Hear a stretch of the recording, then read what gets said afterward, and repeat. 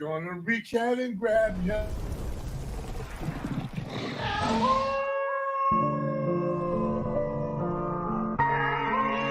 I dare y'all to say something worth a couple mil, but started off with nothing. Jumped out of 7th grade, I got rich and I started hustling. Caught them beat up bricks and them blocks and them fiends coming. When you work good, the neighbors will tell you the D's coming. Learned degrees from it, still get head and I count money. Plus I raised y'all niggas with fathers unlike Sonny. When you a boss, you talk to your plug in a different country, leave a deposit, get the other half when it's delivered. It's a Toronto with 2 guns on me paying a visit. With a bitch gotta talk a Jamaican but look British. I got a bulldog on me and I ain't talking about a pet.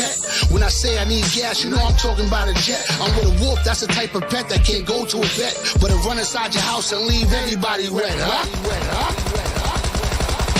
But it run inside your house and leave everybody wet, Reaction is a reaction. When the sun goes down, real wolves start clapping. Ignorance is strength when clips is fully loaded. Politics is death when wrong words are spoken. Elohim's built different. Strategize like wise guys. Giving thought to your existence. Twist your ambition. Feed your foul vision. Reap the consequences when loyalty is given. Cantaloupe with a blicky. Beat a muzzle. The silencer only appears to clear the muscle. Dynasties is built when gorillas eat the struggle. Honoring hunger. 2 pieces to the puzzle. Gentleman thug, curly hair with God features. You looking at Jehovah. Stay tucked with the heaters. 1 ears when you see us. Pay homage to Ice Caesars. Symbolize sacrifice. The streets won't defeat us. Fire breathing nickel plated changes the weather. We walk through hell's flames. Stronger than ever. Machete spider webs just to get more cheddar. Run with the cheetahs. Breaking bread with the leopards. Armani silk text a triple beam in the measure. Baby blue ollies with the 8-ball leather. Sting of ours is forever. Goons apply pressure. Never breed jealousy. Integrity's a treasure. For every action is a reaction. When the sun goes down, real wolves start clapping. Ignorance is strength when clips is fully loaded. Politics is death when wrong words are spoken. Elohim's built different. Strategize like wise guys. Giving thought to your existence. Twist your ambition. Feed your foul vision. Reap the consequences when loyalty is given. This is a holy war. Middle Chuck, please hold me, Lord. You talk a lot of shit. Never buck, just hold the sword. I can hear the bitch vibrating from your vocal cords. You ain't gonna do shit. Just talk about what time you on. Show you the spirit like a Pentecostal. I'm hostile. Ice pick in the whip in the center console. This is the new Nile, new revival. Homicidal towards the rival. It's just survival. Not gonna compromise, so I'm out the lies. I'm out for mines. You was feeling really strong till your alpha died. Try to change up your story and form an alibi. This open warfare flooded with violence like Palestine. Black batting gloves cover my hands, sipping Valentine. Back to the roots, Timberland boots, show them how to rhyme. Connect through the hood from the top like a power line. Resurrect my respect, leave them buried with a bag of For lime. every action is a reaction. When the sun goes down, real wolves start. Yeah. What's up, everybody? Boop, How we doing on this Friday night? Welcome to the RUCKUS podcast show. Yeah. Let me turn this shit off. Yeah, I'm the DRP. What's up, everybody? Hey, my name is Rick Dog, a.k.a. the Evil Knievel of drinking. Evil Knievel. You never know if it's going to go good or not. You're more like Super Dave Osborne. It's always a disaster. Introduce yourself, boys. Introduce yourself. My name is Danny Diablo, and I'm happy and proud to be here at the RUCKUS podcast show. Yeah. What up? What up? It's your boy Jason Logic. Force 5 Records in the building. Who else we got to the left of me? What up, Jason the Sin God? I just moved out to Milwaukee to fuck with these crazy motherfuckers. What's happening? What's going on, Sin God? What's up, y'all? Pro here. 1:30 today. Live Force 5, baby. King Relic. Oh, that was Short short and and sweet. sweet. Let's get Very the short show- and sweet. Let's get the show in the Shout road. out to Big Left. He's watching. Oh, Big Left in the Big house. Left. What's up, Oh, Lefty? What up, Left? Yeah, BX. Oh, there he is right there. Yo, so every Friday we do this. If we're not on tour, we're not doing shows, 8 p.m. Central Standard Time. It's the RUCKUS Podcast Show. If you don't catch us on the live, which you should, why are you not watching us right now? You can check us out Monday on the audio-only version on Spotify, iHeartRadio. Hold on. Get it. You got it. Yeah, Rick. And Spreaker. Shout out to Spreaker. Sound Talent Media. Shout out to Tim Bora and Sound Talent Media. Shout out to Jay Reason for Jay making Reason. this happen. Yo. It's like the fucking Last What's Supper up? up here. Bubba Ford, what's happening? Don't say 504 in the that, please. house. So yeah, tonight we got a special guest. We're super pumped to have this dude on. Shout out to Danny Diablo because this is one of his boys. One of the goats. And he's one of the goats of the underground. This guy's been killing it forever and forever. I know a lot of people are fucking stoked to see this one. Before we bring him in, I just gotta. I was looking at all his different stuff online, and there's so much good shit. I got to show a few things before we bring him in. Porn? Check this out in Boston last year. Yeah, porn. Check this out in Boston last year. When he was doing a show in Boston. Check this out. Yeah. That's what's up. Where's my fucking Boston crew at?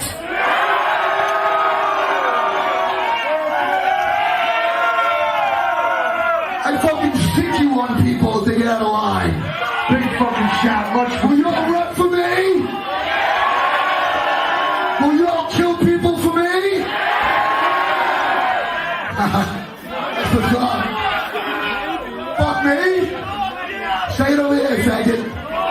Say it over there. Come over there. Come over there.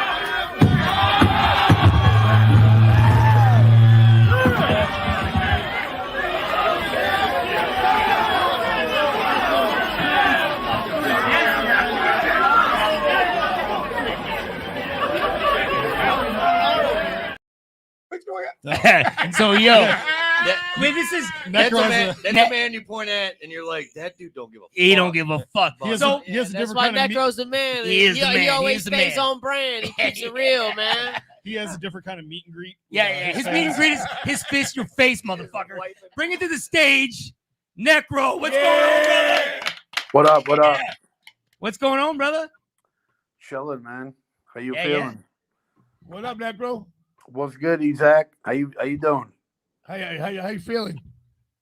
I'm chilling, man. I'm alive. Good, Yeah, good. any day above ground's good, right? Yup. Sometimes. That's actually true. Very A lot of true. people are dead. Yeah. At our age, like people are dying all the time. So Think about it, bro. Prodigy dead. Yeah. Big Pun dead. Tupac. James Gandolfini dead. Yeah. So many, a lot of people died, man. This But year, a we're- lot of people died. A lot of famous people. yeah. You Yeah, know, so Mel Brooks, Don Rickles. No, wait, Mel Brooks is dead? Yeah, Mel Brooks is dead, right? No, Mel Brooks is still know? alive, ain't Is he? Don Rickles is dead. he? Don Rickles, yeah. Mel Brooks is it's 100. crazy. It's crazy because once you die, people don't really give a shit about you anymore. Not really on the level that they did. You know, so you got to stay alive to be relevant. Because if you're Or dead, on the flip side, if it's kind of people love you until you die. Yeah, there's Yeah, something like or that. that. Yeah. it depends the way you see it. You know what I mean? And I mean, you get a certain amount of love when you're dead, but For a you little know, bit. people aren't really focusing on you as much. You know, it's kind of like, got to keep it moving. You know what I mean? So it's like people just keep it moving. You know, you get the little nod. You know, oh my man, yeah. But it's kind of like, in a way, people are waiting for you to die so they can take over your spot. It's like, I can take your spot over. Necro, you are living up to your name right away. You're Isaac knows what I'm talking about. Isaac, you know what I'm talking about. Right away, right out the gate. He's like, let's talk about death. No, but listen, I will tell you something about Necro. Yeah. Necro would tell me something straight up, and dead up. He would be like, "Yo, you got too many yes men around you." He goes, "I'm gonna tell you how it is," and I start laughing because I know exactly what he's saying. Because no matter what you can say about Necro, he will shoot it how it Straight from shooter. straight shooter, A and man with also no he will stand on it, and that's why I love him. Well, And that's not the greatest thing for the business because I was just going to ask you that. There's a whole bunch of fake people that don't want you standing on shit. You know what I mean? Like you might think on your come up, I'm gonna keep it real. That's gonna give me brownie points. But actually, the more people you fuck up, the more things that you keep it real with, it hurts you. So shit like that video that you posted. It wasn't last year, by the way. Oh, it wasn't. When was it? I was going to ask you more about about it. It might have been 2010. 2000. Oh, okay. All right. Yeah, during my die tour on 2010 when I dropped that album. That was in Boston. And And Yeah, I want to ask you. you know, the way it is, you know, on one hand, certain people are gonna respect you for that. Like, okay, he gets it in, blah, you know, blah blah blah. But a lot of people don't see shit from the street hardcore perspective of like, oh, I'm not gonna let somebody disrespect me. I'm gonna. It's you're almost looked at in a negative fashion like that, you know, because it's like, oh, I can't book him now. You know, I'm not gonna book him again. You know, especially nowadays. Especially NECRO nowadays, all these Well, I'm kids, glad we're able to these promote kids you are like fucked that. up. You mean like so? Well, yeah, the whole people are woke. horrible. You know, everybody is, you know, a lot of those type of people that don't like us, they're called woke, right?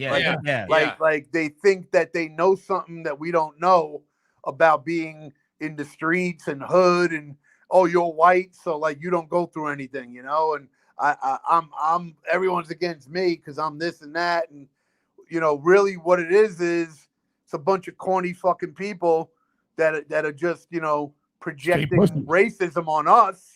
Yeah. Because they're fucking corny. You know what I mean? Right. Where guys like me and Isaac, you know, we had to go through the hard trouble to get any kind of reputation for what we're doing. Because it's not the norm, you know, like why isn't guys like me and Isaac mainstream huge? Why do you got to be a fucking, you know, not to diss Drake, but why do you got to be like a Drake type to get on and be huge? It's like you got to be almost soft. You got to be like, you got to play the game more. And you guys like, fuck that. I'm gonna make my own game up, and that's how it becomes underground, like what you guys are doing, right? Like you got these guys that I hear about, like you know, like the one guy's name is Young Thug, right? And he's supposed to be gang related and all that. And the whole way he was dressing is like he would wear women's purses and shit. Like what is the whole thing about tough guys and gang dudes wearing women shit? And that's how you blow up, you know, like you got to be like feminine in your thuggery. I feel like some of it is just for people to keep talking about them. Yeah, I think some of these dudes know what they're doing with the algorithm and how to manipulate it. That's sad. You know what I mean? Sad, you know what I mean? Kind of creepy, right? I mean, imagine dudes are like, yo, we got to be feminine, yo, to keep our thuggery going, yo. Which is fucking weird, right? If go rock a dress. Hey, get a dress. Might be advised to do that type of stuff, though. Who knows? I don't know. Like I'm gonna take a picture with a dress made of velour, but I'm gonna hold a gun in my hand. It's gonna look hard. Like oh, nigga, you got beef? I got my guns, nigga. Like what? You got a problem with my dress? Yeah, you got a pussy under the dress too? You gonna shoot me if I put my finger in your pussy? Like I don't get it. I'm confused. And then nowadays you can't even talk about it because you talk about it, you get fucking banned and blocked, and it's like the cool thing to. It's the cool thing to rat now. Ratting is like the cool. Ratting that's the norm. That's the norm. No, that's not the norm. That's what they show in social media. Guys, guys, I'll tell you something right now. Yeah. Right now, I just got kicked off of my live. Do you see that? You got kicked off your live just now. Because I'm wearing a Star of David's.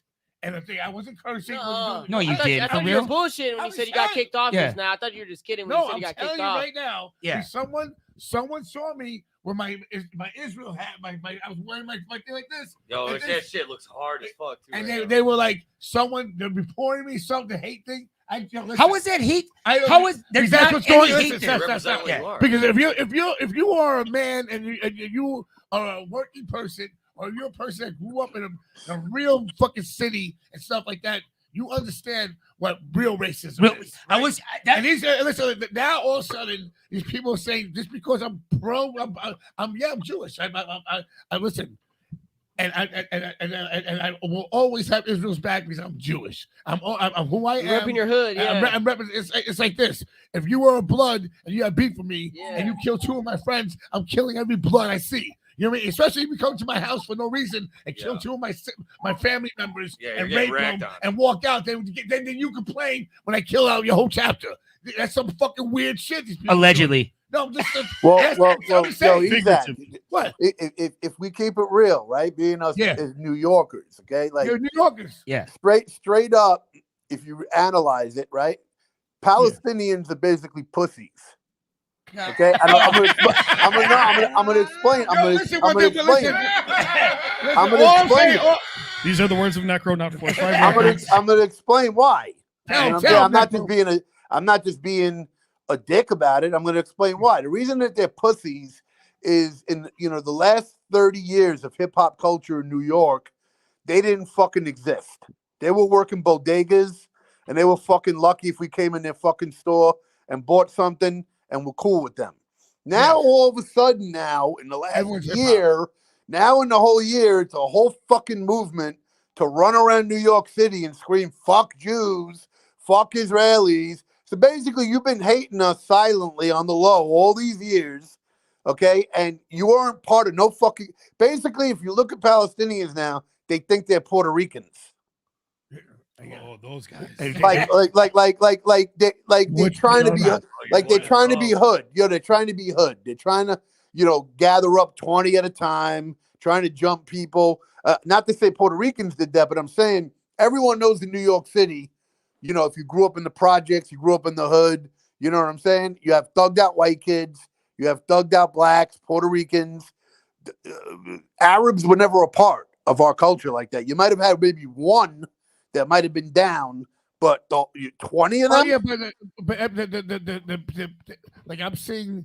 and it's different. It's different now because they assimilated into New York City and copied, saw everything that everybody was doing that was hood.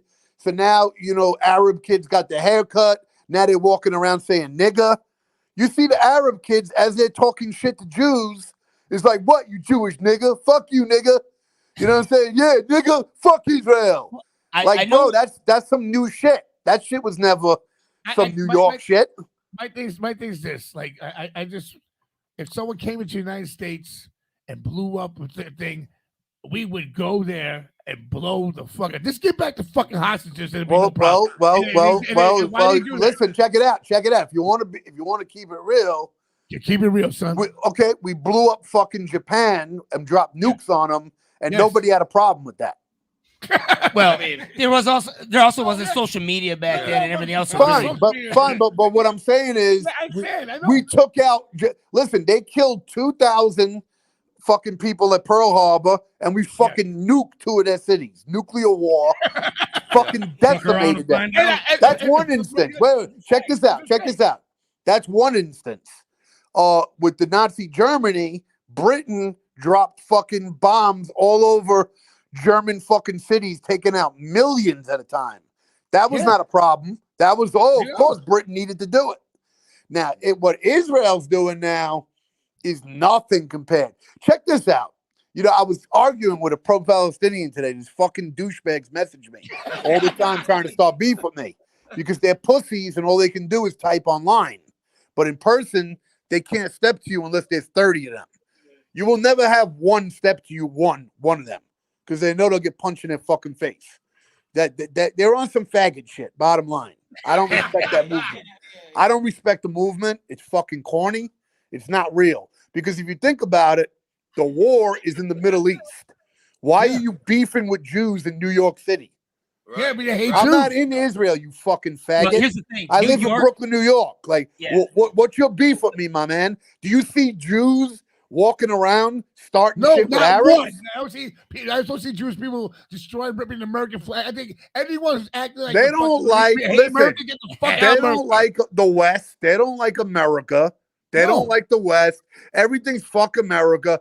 I love fucking them. I love America. America. Well, think about it. Listen. We got freedom here. I can do whatever fuck I want over here. I don't want to be in Russia.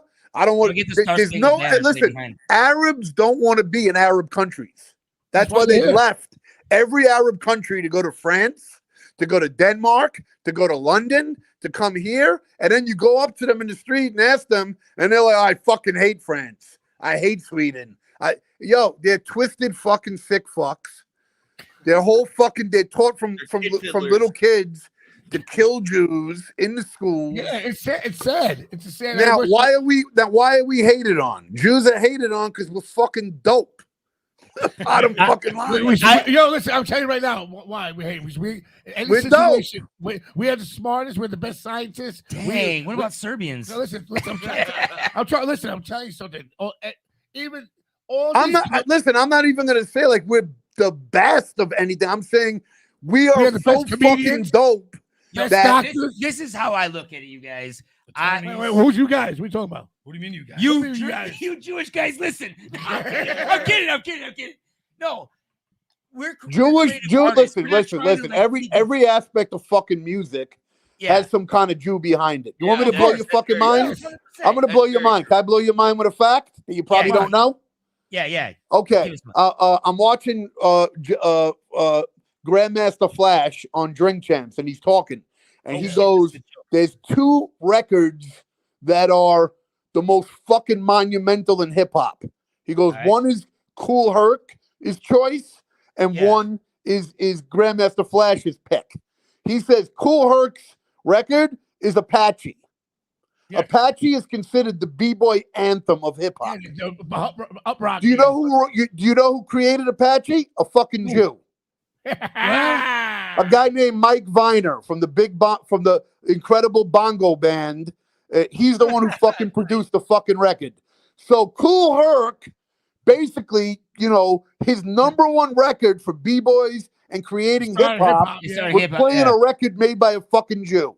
Now you're gonna tell me, Jews and whites ain't down with hip hop, but you can rock a fucking record though and act like it. I mean, how the fuck are you not gonna salute the person that made the fucking record that you're building your movement with? I tell people all the time, like the record industry, the Jews took a chance with hip hop and put it out. It was Of Jews course. that put it out. No one else. Listen, we were fucking down, and that's it. I'm not saying we fucking created it, but don't act like we weren't there, putting money up, creating samples. Well, Grandmaster Flash says his record is Mardi Gras, created by Bob James, a white jazz guy. Yeah. So Bob James, okay, you know what the cool thing about Bob James is? Everybody sampled him a million fucking times. He never sued one black rapper. James Brown sampled a million times. James Brown sued everybody. Hey, give props to James Brown. James Brown's awesome, but he fucking sued everybody. Bob James got sampled as much as James Brown, but he embraced the culture and was like, I look at this as an honor. Bob James made Nautilus, the shit that, I don't know if you're familiar with Nautilus, one of the most fucking legendary records sampled. Yeah. The Live at the Barbecue with Main Source, Daytona 3000 with Ghostface Killer. Here we go. Beats to the Rhyme from Run DMC. I mean, it's all created by a white guy. You know who else is like this that knows every sample to every Rugged Man. He knows every sample that came. Rugged Man's a dick sucker. Let's not mention Rugged Man. He can suck a dick. Fuck that faggot. Really? You guys are all from New York. You know, Rugged Man got beat up at a Coka show and denies it. What? You know, Rugged Man got beat up at a Coka show but denies it. Wait, he got beat up at a Coka. Right. He got beat up backstage at a Coka show and denies that it happened. So, anyone who denies beef, anyone who doesn't keep his name correct on beef, lies on beef, fuck them. If you got fucked up, admit it and keep it real. But you're trying to lie to people and say you didn't get beat up, you're fucking fake. He's a fake nigga. Fuck it. On that note, I do want to show this. I was looking at a bunch of stuff, Necro, and I went to your website, and I think you're the only person. I'm going to show this real quick to everybody. This was awesome. The Necro Girls list on your website. That was before. Whoa, that was before the Me Too movement. I don't do that no more. I love it though. Listen. You can't. That was me showcasing groupies But we're talking a long time ago. You're a smart man. That's why. Yeah, but not anymore because now a groupie is whack now. A groupie will be on your dick, but then turn on you one day later. Oh, yeah. Well, that's why they're called groupies, you guys. No, those emo. No, but they used to be more loyal. They used to be more loyal. They're going down. All the what? All the emo bands that always like in hardcore, we like, oh, the emo guys are so nice. They all got like lawsuits and fucking going like getting locked up now. Well, they all got sex. Why? Because Ron Jeremy's in prison now. So what does that? Yeah, Ron Jeremy is in prison, right? Yeah, Ron Jeremy's in prison. Like nobody's safe, man. Well, The world is fucked up. You can't even be a porn star. Listen, Ron Jeremy's a porn star. Porn star. What do you expect Legitimately from him? was a pussy fucker, and he had to go to jail for it. A pussy fucker had to go to jail. Ron Jeremy and Bill pussy Cosby. fucker. Bill Cosby and Ron Jeremy got locked up. Well, Bill Cosby was telling people he was putting drugs in shit. He's a little foul. Allegedly. Ron Jeremy was a little bit more upfront with his shit. Like, I see. He was just straightforward. Cosby was like the fucking sweetheart of America. You know, Ron Jeremy was a known piece of shit dirtbag. You know, you expect that from him. Nobody was surprised by that. Yeah, he put it out there. No, what I'm saying is the kind of women Ron was around, they're fucking lowlives. Why would they fucking rat him out? So when they're getting fucked in their ass 10 times a day. Same way Bill Cosby. They did something to someone, and they were like, "Fuck you," and that person's powerful. And they listen. I'm trying to say something. Yeah. When people that are famous, like Puffy right now, all these guys, they someone to someone, daughter, granddaughter, or they were supposed to do something. And they're like, "Oh, you want to fuck around?" And these people are richly power. You know, they have power. People way more money, more power, destroys them. Right. It's possible. It's possible. Listen, anything's possible if you think about it, because it's not like it's just Puffy's known to be fucking a little fruity though on the low. People, I know. I'm reading all this shit now about him. I think we all knew that though when he was coming out with silk suits and all that shit on Bad Boy. I mean, I didn't think the dude was on some homolism. No. But now, yes, the last 3 years, people still talk about that shit. Wait, someone said Ron Jeremy smelled like horse piss, so they got pretty close to him. We're looking at the comments right now. So someone said Ron Jeremy. Listen, I tell you, Ron Jeremy was always cool to me. No, he's from Queens, everyone. Okay, He's Jewish. And he's Jewish. What? Here's the thing. He's from Bayside, Queens. This is what I want to say about he's a scumbag. You know what I mean? He's a scumbag. You know. Nobody's He arguing. was always at the Rainbow Room getting fucked up. Like, Necro, this is what I wanted to say. Like New York cats, all you guys, you're so used to like everything in America and everything around the world is in New York. Right. Remember that. Yeah, I know that. Every time I go there, I'm like, this is. New York is the world. Everything that is the world is. Let me tell you something. When I got arrested in Switzerland, right, and they fucking kept me in jail for a week, and I was shitting green. Damn. When I came back, and they deported me, and then I fucking called the country on Facebook on my way home, Snitcherland. And when I got home, I kissed the fucking floor at JFK. Literally, I kissed the fucking floor. USA. Yo, the fact that I got, listen, let me tell you, the people in Switzerland, they were talking German to me, and I'm like, I'm a fucking Jew, and I'm in their fucking jail in court. I'm fucked. The fact that I made it home alive, I was kissing the fucking floor. Yeah. So check this out. So I'm in the fucking jail there, and all these goons come up to me, like 10 of them, right? Yeah. Like trying to test me. They're like, what are you here for? Right? I said, I'm here for breaking faces with my fist. And then they fucking all got pussy and fucking backed off. Oh shit! Because most of them were not in there for anything violent. They were in there for DWIs and shit. So I knew. I was like, yo, these motherfuckers think I'm here for some corny shit. I'm like, nah, I break people's faces with my fists. What's up? And they all got shook, and not shook, but like, oh, he's okay. He breaks faces with his fists. We're not gonna bother him. Like I already knew these niggas were trying to come up to me like to test the waters. Like, yo, like I'm not having. I'm gonna fuck all of you up. Wait, but anyway, why were you? It was why funny were you in the jail? I was in the fucking cell across the fucking wall, and me and him were talking with each other through the fucking wall, like Shawshank Redemption shit. But my point is, like they're fucking scumbags in Switzerland, and they try to do the same shit to A$AP Rocky. Actually, what happened was it was fucking Arabs that got us into beef. It's all these Arabs in Europe that walk around like fucking thugs. They think they're the shit, and they like to start shit with everybody. And that's why if you go to like France, it's not French anymore. It's not France anymore. No, it's not France. Here's the thing. There's a It's bad guy Iraq. in every country. It could be German, Russian, Mexican. There's a bad guy in every country. I'm talking about when you go in the streets of fucking. Have you ever been in Europe? I have not. Oh, just shut up. Okay, if you walk in the streets of If you walk- France, no, listen. an Arab guy's gonna clock you. And look for Paris beef does with not you. look. Paris does not look like France anymore. It looks like Like Yemen. Where's the red light district? It looks like Uganda mixed with District 9. Looks like fucking Yemen, bro.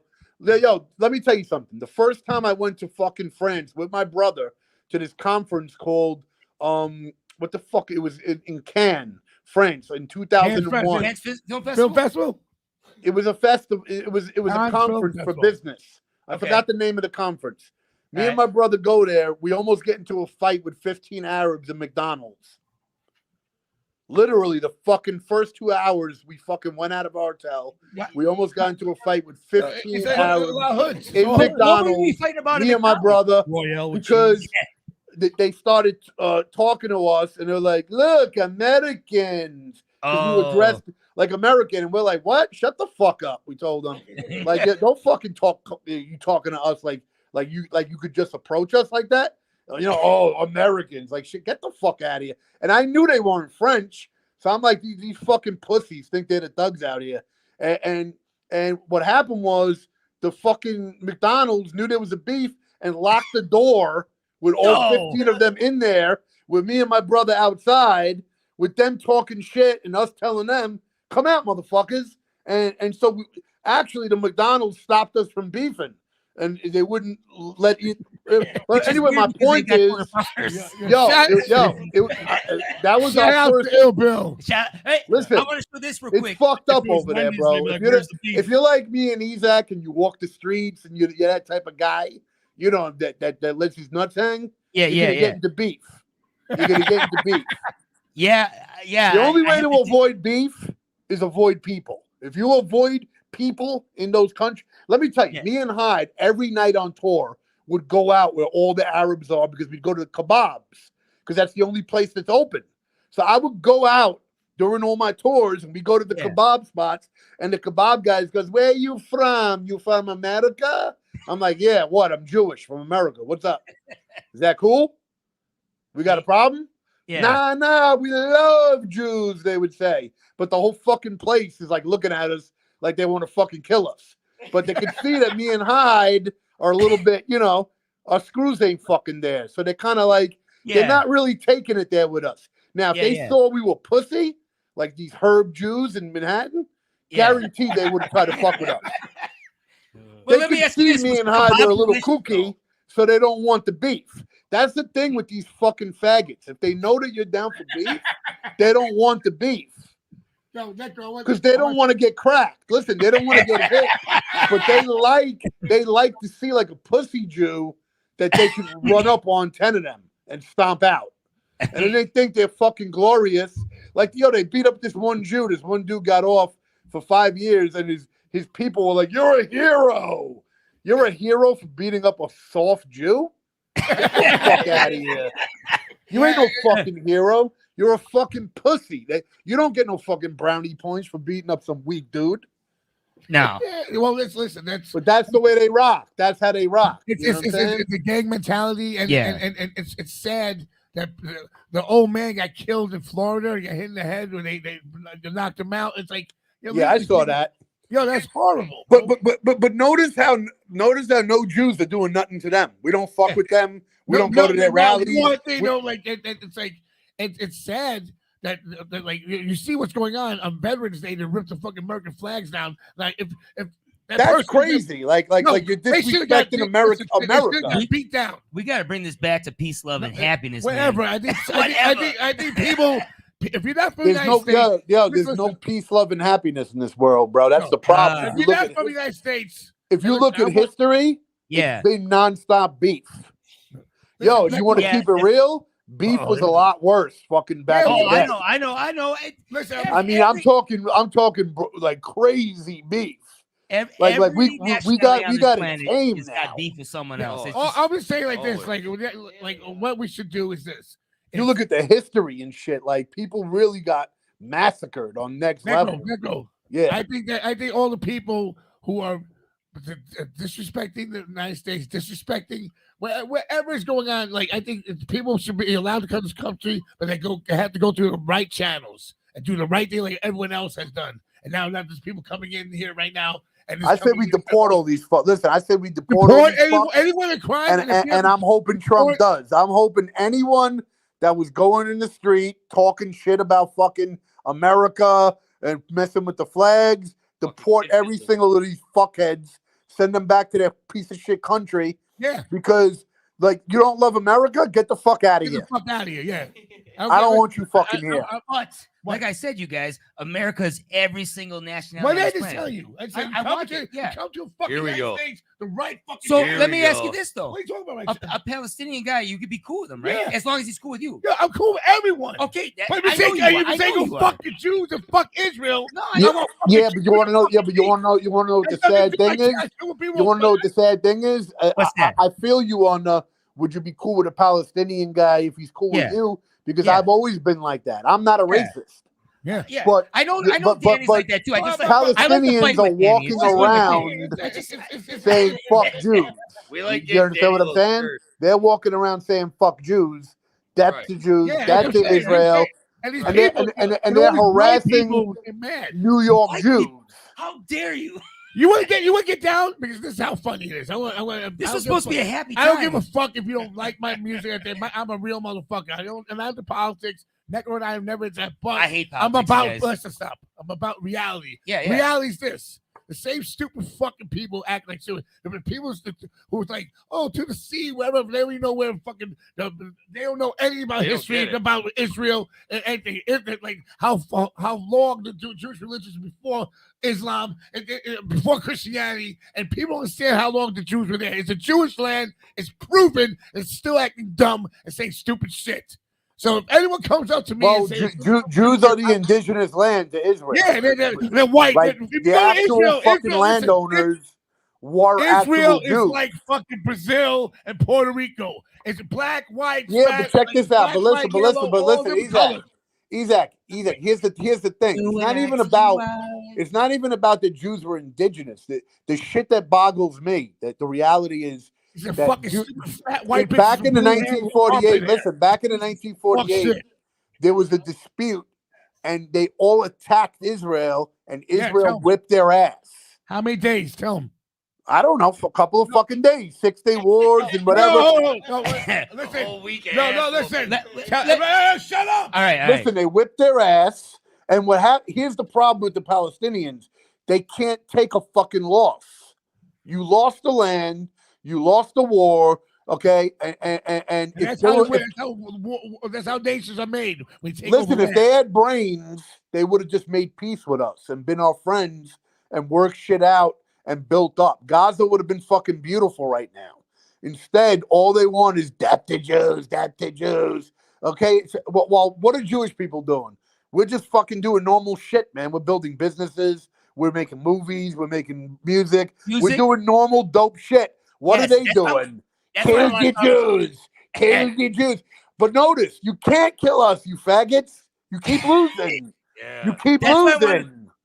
Yo, there are fucking delusional people that fucking have this fantasy that there's somehow that protesting a fucking Starbucks in Chicago is somehow going to get rid of Israel. Bro, you're not getting rid of shit, bro.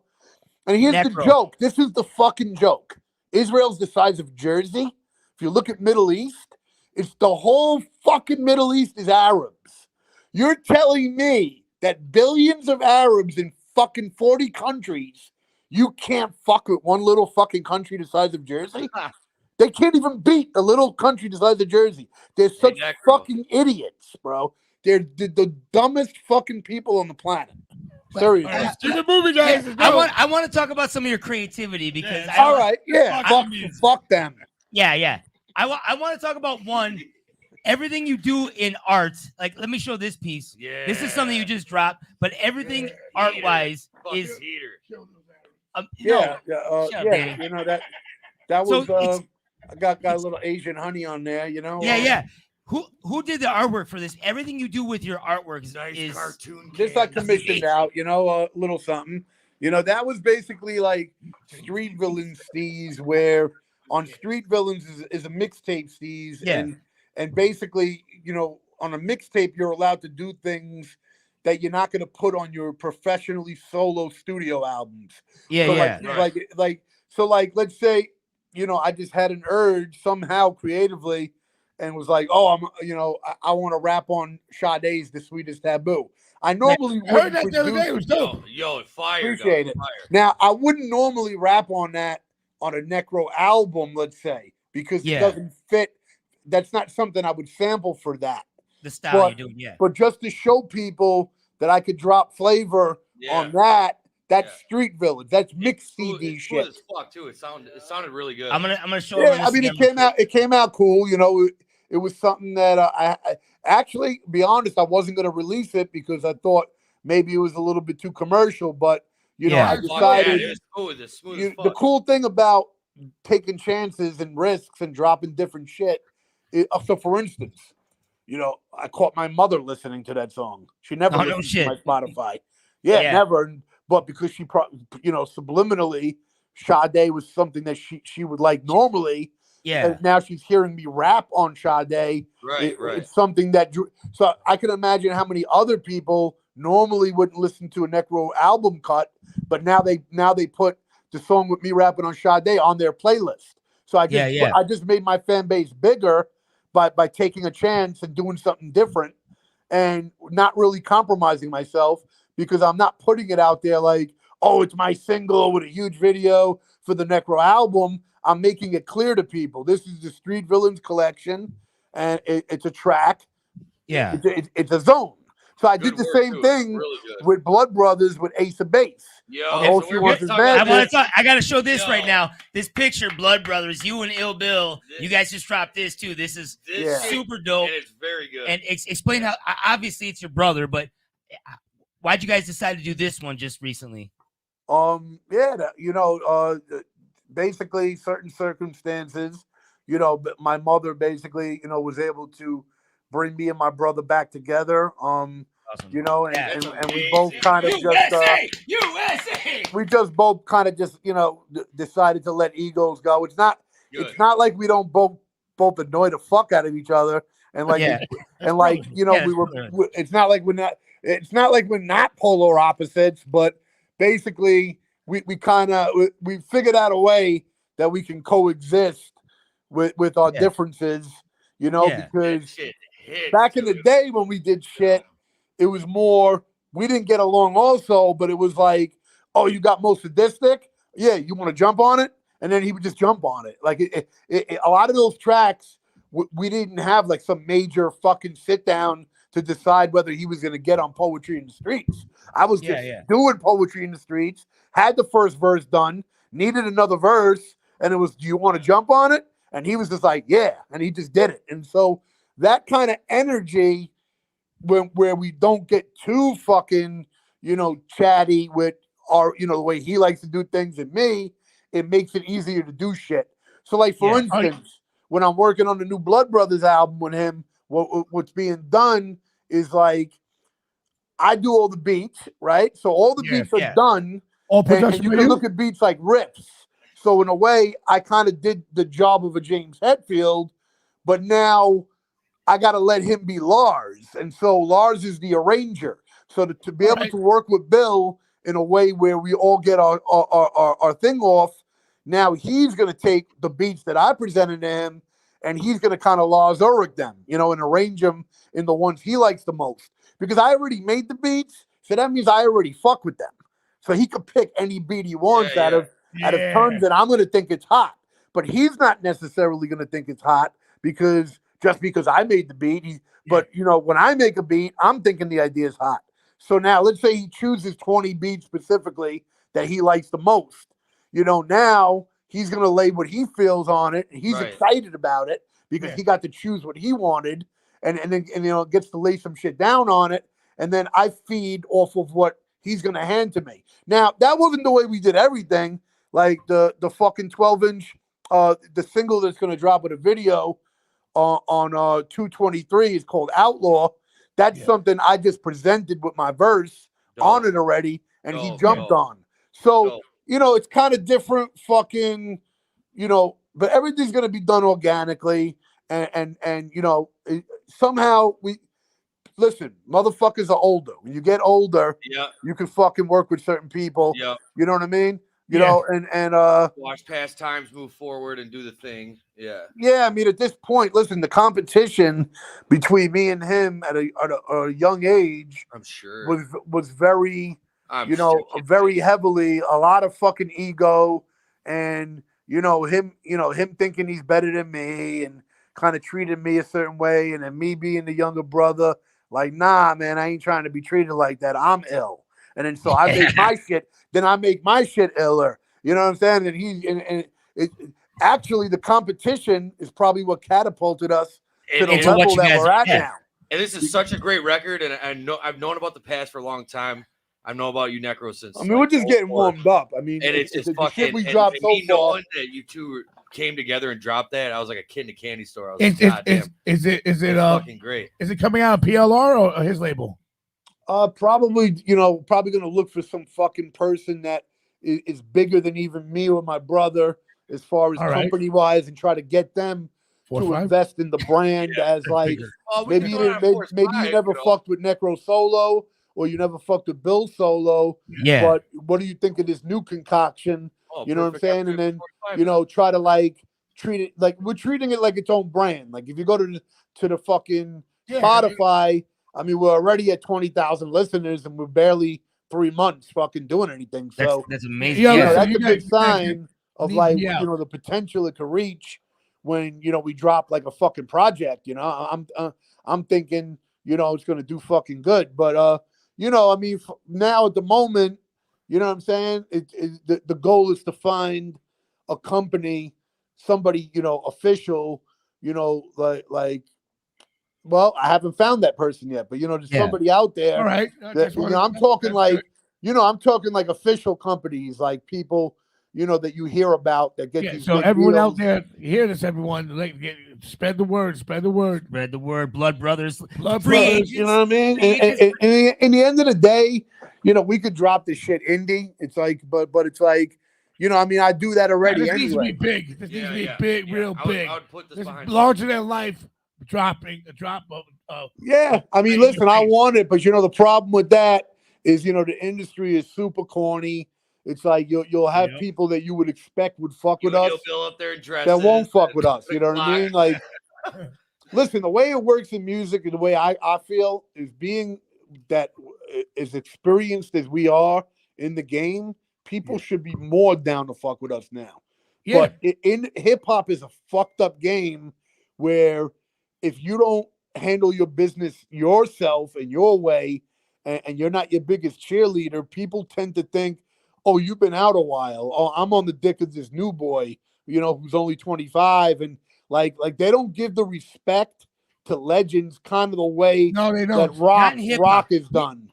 Yeah, I was just going to say that. In rock, they give hardcore the legends. Punk, same thing. Yeah, hardcore punk and metal, but hip hop, they don't give props because to people. Why though? Why? Because Why because the thugs that listen to hip hop don't give a fuck about anything. I'm telling you straight up.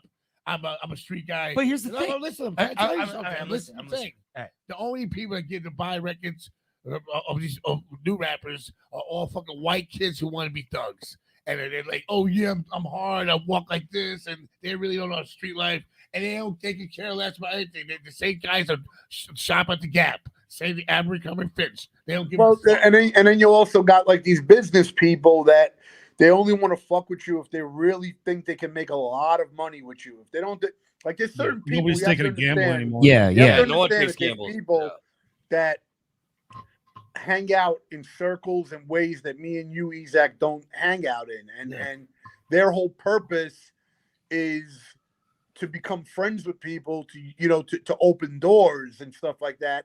And if they don't think they can make enough money off of you, they're not going to want you to be the guy that they're going to manage, because their whole life is based around money. And so, like, this is a lot of times why people like me, I had to do my own thing because I got rejected too many times. And when you get rejected, it's like, well, what do? Do I do it myself? The way Jay-Z did it himself, and Damon Dash, or do I just give up? A lot of times, people like me, even Jay-Z, you know, I mentioned him just because he invested his own money, you know, to make the first records and to get that. He just did it in a way I wasn't able to do. I didn't really have a Damon Dash. Damon Dash is a very unique character as far smart as guy. like, He's smart dude. Yeah. Businessman. So, Great businessman. Very, very smart guy. So, you know, listen, everyone has their own fate, and anyone can get anywhere. But the reality is, it's going to take something. Like, for instance, anybody can blow up anyway, but it's going to take something. So if you're in a certain area right now and it's right here, for you to be able to go here, you're going to have to do something different than what you've been doing. Yeah. If what you've been doing is a certain type of music, and you want to keep continuing that music, maybe you're not marketing it correctly. And the way you've been marketed, maybe you didn't put enough money into yourself. Maybe you didn't politic enough. Maybe you didn't have enough meetings. Maybe you just need a manager, and that manager needs to, you know, you got to think about it. Certain people have Eminem's manager. That's why those, you know, like, yes. That's why their careers are at certain levels, because he can open up certain doors. Yeah. There's a lot of different people that are like that on that level. For instance, not to take a snipe at Alchemist. Alchemist is cool. Shout out to him. Yeah. Shout out to Alchemist. But if Another you Jew. notice, there's a reason I'm mentioning him. If you notice why Alchemist, if you look at his Spotify, it's 6 million.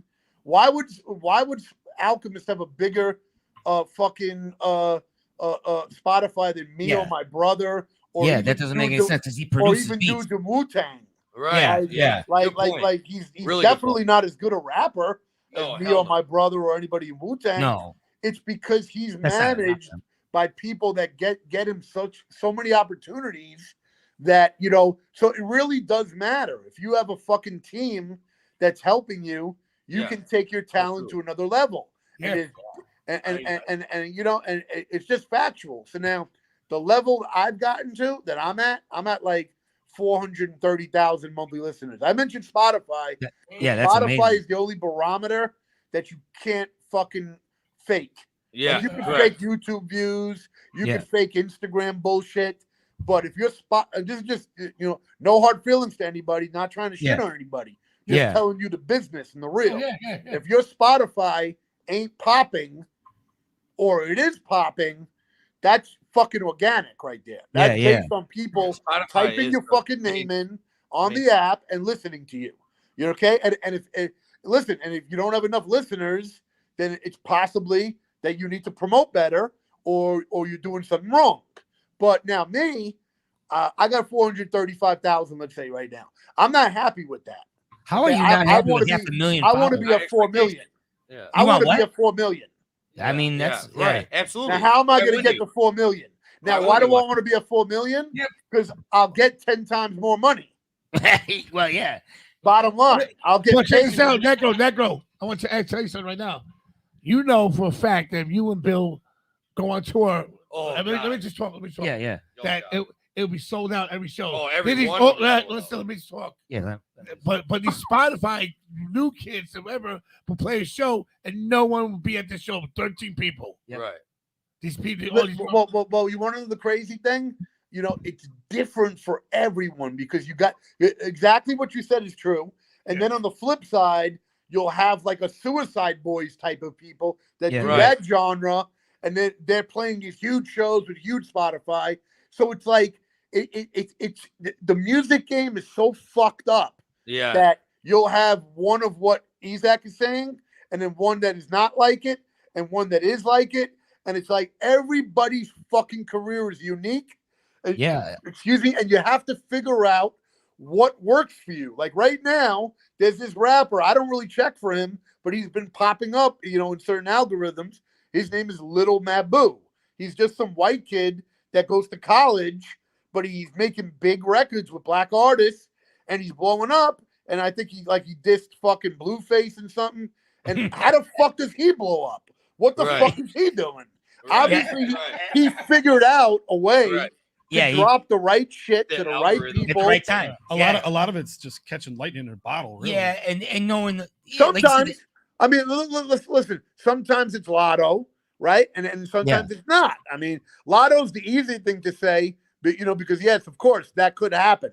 But like, is Lotto really for 99%, or is 99% of the ones figuring out a way to fucking make it happen?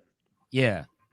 You know what I'm saying? And for me, I don't know. I'm gonna be honest with you. Like, I have conversations, with different people, and I haven't figured out why I'm not 10 times bigger. Because here's the way I think of myself. You might think I'm a narcissist and might think I'm a little warped. But just so you can get into my mentality, I think I'm as dope as anybody out. Yeah. Now, but look, in different spectrums. So I'll explain what I mean by that. So, like, I think I'm as dope as Eminem, but I don't think I'm as dope as Eminem the way he's dope. Eminem is dope in his libbity dibbity dibbity jibbity ribbity. I can't do that. I don't do that kind of rap. Yeah. Right? I hate you, Now, Mom. the shit I do is NECRO shit. He can't do what I do. Now you might say, "Oh, well, what do you mean he can't do what you do?" Well, he doesn't. That's the point. He doesn't make shit like my shit. So when I drop the new single Outlaw and you hear my verse and I'm rapping outlaw shit, all different types of crime, he never dropped nothing like that. You understand what I'm saying? So it's gonna be it's gonna be your decision as a fan as well. Do I think that shit fucks with well, basically, what do I want to listen to for the next month? The new Eminem song where he's rapping whatever he does is Eminem, or do I want to hear this crime fucking anthem that NECRO just dropped? NECRO. No, but I'm saying, kill everybody. Listen, it's all about who knows you and the choices they make of who to buy. This is what I was gonna say. With you created your own lane. Yeah, you do horrorcore. Yeah, you do street hip hop. But there's very few people that when you say NECRO, that people can compare you to. Like, you are your own lane, and that's what makes you a legend in what you do. You know what I mean? I appreciate that. And the reason behind that is because I always knew from the beginning that it's already a hard fucking road, man. Yeah. So like, if I don't do my own thing, like, that was part of the problem with MC Search and my brother at the beginning of days when they started nonfiction. Very early in the 90s. Search was like, "Yo, we got to do stuff that Raekwon likes." This is what he said, like, in the car one time. And I said to him, I was considered like a young asshole going against the OG. I was like, "Nah, bro, we need to do our own shit." I already had an ego, like, nah, my shit is fresh. Like, I like Wu-Tang, but I don't want to be like Wu-Tang. I want to be I already thought I'm fly on my own with my own shit. Like, not taking anything away against Raekwon. Obviously, no, of course not. He was, but like the way Search was talking, he wanted us to be like Raekwon. I'm like, nah, B, nah. And that came up in your own creativity. That came across as me being a young asshole, not listening to the OG. But that's also why you've lasted as long as you have, because you said, look where MC Search is now. He's irrelevant. I wouldn't say he's irrelevant. But... Irrelevant? Let's look up his numbers right now. Let's look up his numbers. Are you looking up his numbers right now? He'll be back. Shout out to MC Search. Let's check him out. Search, what's up, Search? I can't look him up. Wait, did we lose him? We lost him. No, he's checking stats. He'll be back. All right. Yo, so check this out, guys. Women lie, men lie, numbers don't lie. Numbers don't lie. We're looking at the comments. You're tuning in right. Oh, he's back. He's back. What's up? Oh, okay. Sorry about that. I guess. Okay. Yo, he's 23,000 on Spotify. He's irrelevant. But what is third base at? What is third base at? All right, guys. Who cares? No, third base hasn't dropped anything in 40 years.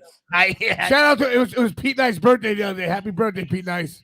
Listen, listen, I just want to explain something to you guys so you understand, because I wanted you genuinely understand.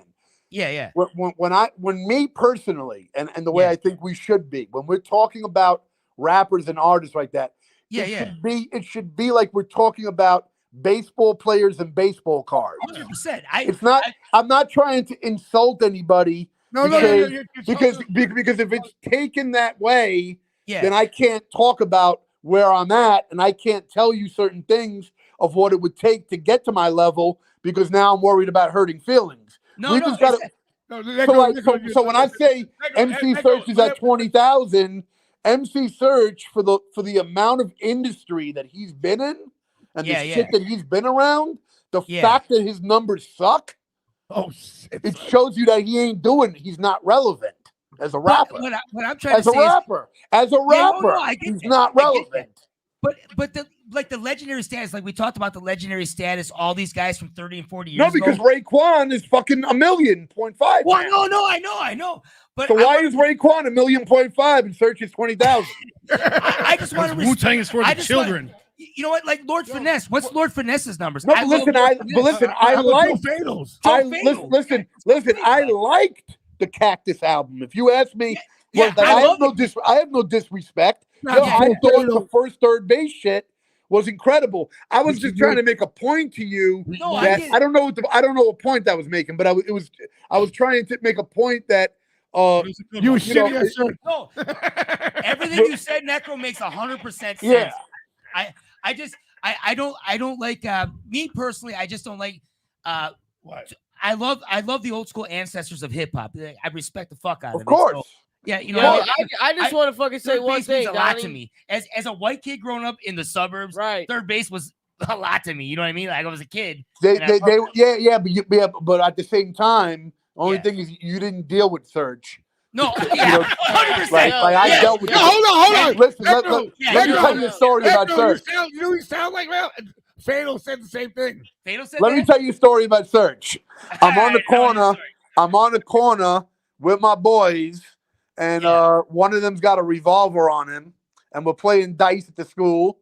And Search is coming and to pick up an MPC 3000 or an Akai, one of those things that cost like 3,000 because I didn't like it because I couldn't figure out how to use it, and he was gonna buy it from me for 3,000 because we robbed his studio the night before, and we robbed like 50 G's worth of equipment out of it. Somebody had the key to a studio.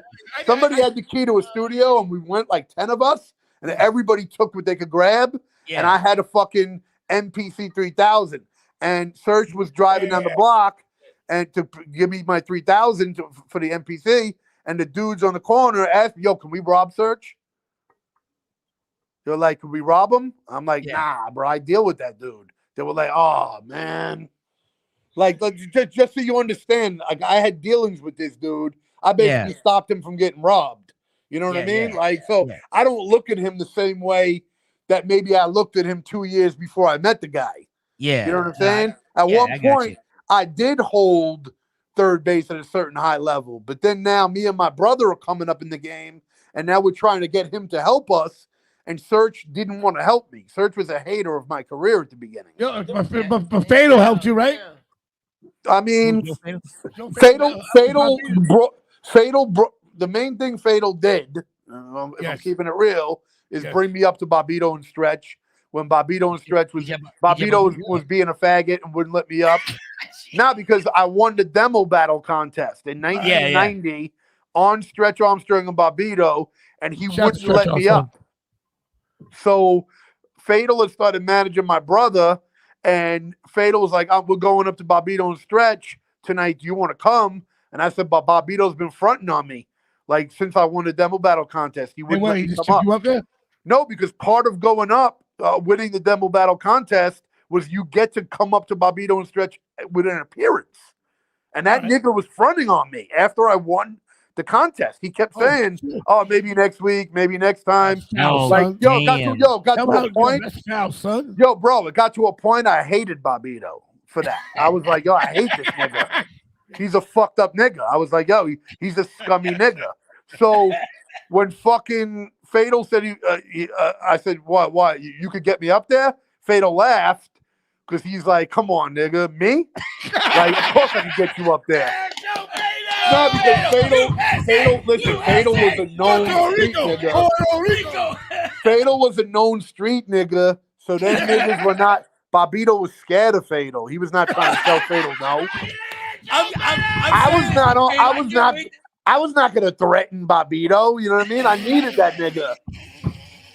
What was I gonna do? Threaten him? Yo, you supposed to let me up there. I'm gonna fuck you up, bitch. Yo, I would have been banned. Like, totally never, ever got up to the show. Okay, so, ask you a question? Like, but I know how I got into your music from a kid named Mike who was a cop. He became a cop, and he showed me a tape of Necro and this guy named Carnage. Yeah. Carnage. Oh, yeah. And I was like, who the fuck are these guys? Yo, seriously, listen. Was it a tape, like an actual tape? Yeah, tape. Like A Memorex fucking. Remember basement tape? Yeah. And I was like, oh shit, these are dope. Then the first time when I arrived on the transplants, I talked about fucking Necro. Ooh, shout out to the transplants. Yeah, Ezak showed love at the beginning. That's why I knew when I met him, I was like, Yeah. yo, this dude's awesome because he doesn't have any fucking ego to be able to show respect. Like, and Yeah, he's got an ego. that was very rare, to be a guy like that, where all these other white people, or people that were not black guys, were always hating on me and Bill. It was like it's always you want to be the white guy that's down, the only white guy anybody fucking likes. Like, Well, it's because they're bodying them too, and they get that's the embarrassed about New that. They don't York like that white shit. guy thing. Everyone wants to be the only white guy down. So if you're a white guy doing shit, you'll get fucking hated on. All the white A&Rs. Yeah, you know hated on me and Bill. It's even crazier. When I think about Jews, I think about Italians. I don't think whites. It's a weird thing. People bug out on me, but when I hear when people say Jewish people, white people do not even want to be in the same room as Jews. I'm trying to tell you something. Yeah. So I was trying to make a when you joke. talk to a white person, No, listen. When you talk to a white person, when you talk to a white person, and they're like, "Oh, the fucking Jew," they don't consider Jews white. So when people talk to me, and my mom's Puerto Rican, she's part black, then we get the whole thing Spanish all together. My thing is like I was raised as a Jew and as a Puerto Rican. Right? That's how I was, a street kid. So when people say, "Oh, white," I consider myself a Puerto Rican Jew, but I'm a Jew. And people are like, "Oh yeah, but you're not a Jew." No, I was bar mitzvahed. My family was Orthodox. I'm a Jew. You know what I mean? Yeah. And I'm Puerto Rican. That's the two things. And so when I say cultural, I mean I'm a street kid, just like Necro's a street kid. You know what I mean? Listen, check this out. I'm going to tell you a funny story. So, you ever heard of Clark Kent? Yeah. The DJ in hip hop who everybody reveres. Yeah, Is a Clark great Kent. guy. Yeah. Yeah, he's an anti-Semite. So I'm going to explain to you how. So That's why he's basically, exposed him. he used to be the guy that allows you to get into the new music Seminar? the DMC battle. You'd have to go. He was the guy who approved you. So DJ Riz brings me and my brother to his house in Bed-Stuy, and with a demo of mine that I made at DJ Riz's crib with me killing it on a beat. Yeah. And we'll go into DJ Clark Kent so he could hear it and then decide if I get on. So we're right in front of his house, and he comes out and he's like, "What up, Riz?" And he says, "What's up?" to me and my brother. And a Hasidic Jew is walking down the block. And he goes, "Yeah, fucking Jews." And me and my brother look at him like, "Yo, bro, we're Jewish." Yeah. And Clark Kent's jaw dropped. Oh, my bad. I didn't mean it like that. And we're like, "Yo, bro, that's kind of whack. Like, we're coming to your crib and you just assume we're not Jewish?" Yeah. I don't know. I thought maybe because you're with Riz, you guys were Italian. But I don't mean it like that. I'm not racist. Basically, cop please. Cop please. Because if he didn't cop please, like if he would have talked back to us in a way of like, "Yeah, whatever, son," you would have fucked him up. No, me and my brother definitely would have pounded him out right in front of his house. The only reason we didn't pound him out is because because remember, we already came from the projects fighting black kids every day. So that shit was nothing new. So it wasn't like we didn't give a fuck. But the point is, we're not trying to beat up Clark Kent. I mean, he's a fucking legend. He's a legend. So many people get fucked up like that. No, allegedly. But anyway, he was copping please, and then long story short, so we left and we thought it was shady, and fucking he ended up putting me in the the battle and whatever. But anyway, point of the matter is, like, I've been dealing with dumb fucking shit like that, but I was a little fucked up. I'm going to be honest with you. In my own way, I was fucked up. Like, one time I go up into Vibe, right? To show you how I was warped. I was a warped kid from the street. No, I go into Vibe, and Daytwan Thomas is this guy who everybody knows. He was the editor of Vibe, and I sit down across from him and I'm talking to him, and he's like, probably just asked me something, and I'm like, yeah, niggas fuck with my shit. You know what I'm saying? I keep it going, and he's looking at me like he didn't have enough balls to say to me, yo, why are you saying the N-word? And I'm saying it like normally, like, yeah, my nigga, I keep it real. You know what I'm saying? My shit is crazy. I'm from the hood. Da da da. I'm trying to sell myself, and I'm thinking it's okay using the N-word, not realizing that this dude, he's so pussy. Daquan Thomas is crazy pussy. He don't have the balls to tell me in the room, yo, B, you can't use the N-word like that. Because I might have been like, what? You can't tell me what I could say. I might have punched him in his face in Vibe in the office, maybe. Because that was how warped my mind was. Allegedly. No, I'm just saying my brain as a young kid in New York was very warped. Because no one can tell us at that time when we're coming out what we can do and what we can't. I don't think anyone. Exactly. I was just saying, no one can do that now to you guys. What are you talking about? Now, how people are always like online, oh, you would never say that around me. I would fuck you up. Like, bro, that shit don't apply in New York. First of all, in New York City, blacks were calling me the M-word. I was being called the M-word by blacks first. So you have to understand the warped way I thought of it. I'm like, if you're calling me the N-word, like constantly, what up my N? What up my N? Yo, this N is ill. I start thinking I can say it. Yeah. I mean, you're running. Where you And grew my up. mentality is like, if you can't, son. That's New York as fuck. I'm gonna tell you, guys. Listen, I'm gonna tell you something right now, Necro, that bugs me out. Everyone I see, the only people that complain about anything like I had to fight with all these people saying, like Puerto Ricans had nothing to do with hip hop, and I'm like, what? That's fucked up thing to say. Graffiti, I'm like, yo, you niggas are bugging. First of all, this thing is every single time it's someone from a whack ass one horse town in Atlanta or fucking Atlanta's pretty big, but Minnesota, wherever the fuck you are from. I know what you mean. Listen, listen, I'm saying wherever wax city you're from, and they don't know, they weren't there, and they don't know. Milwaukee. But I'm trying to say, listen, I'm trying to say this. That it really kills me when they tell me that. I'm like, yo, are you serious? The best breakdancers. Yo, Ezak, you want to know what's crazy about people? This is regarding this situation. This is the real truth about it. If a person feels that you can punch them in their face, like they can't do anything. Yeah. So they're not gonna fucking step to you and say a fucking word. So if you're a white kid saying the N-word, listen. If you're a white kid or a Puerto Rican saying the N-word and the black kid can't fuck you up, he's gonna fucking eat you saying that. Because he doesn't want to get punched in his fucking face. He doesn't want to be that dude that's like, yo, you can't say that. And then you're like, what you mean I can't say that? I'm from the hood. And next thing you know, he gets a beating. So he's not gonna fucking say that to you. The only time that it gets brought up to you is when he could get the drop on you.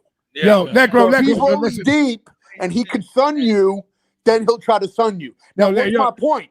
My point is, it's if you're the type of dude that says it in the way where it's not racist, it shouldn't be a problem. I agree with that. You know what? It's funny because there were slippers, toy slippers, also woman foster care. Tony Slippers lived a hard life. The same thing. Like the way he talks, he's around bloods all the time. And the jail guy, so they speak like that. When you go to jail and when you go to the streets and other gangs are like I'm gonna tell you straight up. When I see fucking my boys, Albanian niggas, and they're like, yo, I'm nigga. I've never heard Albanian. Albanians are white people consider Albanian white. You know, they're hood. They're like straight Slavic, fucking, so you're string bean. They're straight to Montenegro, Kosovo, either Catholics from the mountains or they're Muslims, but they are street people and they are not taken. And people are scared. You go to the Bronx, in the projects, those black kids aren't going across the street and messing with those Albanians. Exactly. Listen, it's all about who you listen. It's a fucking jungle. It's a jungle, and it's all about who you can sun. Yeah. It's the strong survive, okay? Yeah. So online, you're gonna get a black pussy, and he's gonna say, "Oh, no, I'm keeping it real." He's gonna say, "You can't say that." Da da da. Yeah. But the reality is, if that's how you live, and you say it in front of him in person, he's not He would going to never say a say shit. fucking word. Yeah. And here's the craziest shit. If you say it in front of a black dude who understands the hood and he can see it in your eyes that you're from the hood, he's not going to check you. Yeah, he's not going to He's not going to check you. It's always the fucking weirdos. He's going to understand why you're saying it, and he's not even going to address it. Because you know why? Because I talked to Cool G Rap, and Cool G Rap said I could say the N-word on the Godfather's album, and I told him I'm not going to say it. And I said to him, because I didn't want people to use it as an excuse to try to say they didn't like the album. I said, G, I'm just going to ask you, why is it okay if I say it? He goes, because I know where you're from. I know what you're about. Yeah. He goes, I know you're not using it as a racist way. It's straight respect. Yeah. Now, if Cool G Rap could say that to me, now why am I going to give a fuck about what idiot says? No, because at least G Rap, I know he's from Queens. He's one of the biggest rap legends. He understands wordplay. He understands wordplay. He's been using the N-word in every fucking other rhyme. So he's an authority on that. Cool G Rap should be an authority to be able to tell someone whether they could use it or not. Right. Yeah. And they used to get mad. I remember when the Beatles came out. I remember someone said so recently. Someone said, he said N-word. I'm like, are you niggas serious? Bro, they tried to come at Fat Joe for using it. I know. Yeah, they did. Remember how can you come at Fat Joe about People that? talk shit. Fat Joe's a real nigga. And Fat Joe, I remember when people started to come at him for saying that, and I was like, he can do that. So check this out. Certain people understand. This is what I try to tell Ezek sometimes, right? When we're talking about like people in the industry, there's certain people that get me and you, Ezek, that understand our personalities, and there's other people that they're not going to try to hear someone that they perceive as not black, like they might perceive you as a Jew or a Puerto Rican or me as just a Jew. Yeah, it doesn't matter how gangster we are or rap or have done shit. It's just always going to be perceived as we're not authentic. And you can have a black kid who's a straight pussy. I know. He can rap hardcore shit, and they'll accept him before they accept me or you. Yeah, I learned something from you that really me and you always talk, and I used to be like, Nigga, why you get so mad? And all of a sudden now I understand. Like you said, like this is the coolest shit I ever heard of Necro say. If I slap you in your face, and you say why you did that, then I'm gonna smack you again. You're a pussy. You should just fight right there. Sure to be on guard. You're right. Yeah. If you have someone stun you and you say why you do that, you deserve another smack. And that's what I'm trying to say about life. You hear that, Reagan? So this is what I say about life. All these rappers, all these dudes, they're like, especially in the punk scene now. They're like, think it's cool to be like this, that, or the beat down bands, hard bands talking about y'all kill you. I'll slap the shit out of any of those niggas. I know. I've been seeing videos where like people like hitting people in the pit, in a way that I never seen people do dumb shit like that. Yeah, no, never. Like, why would you crack someone in the pit in a beef way?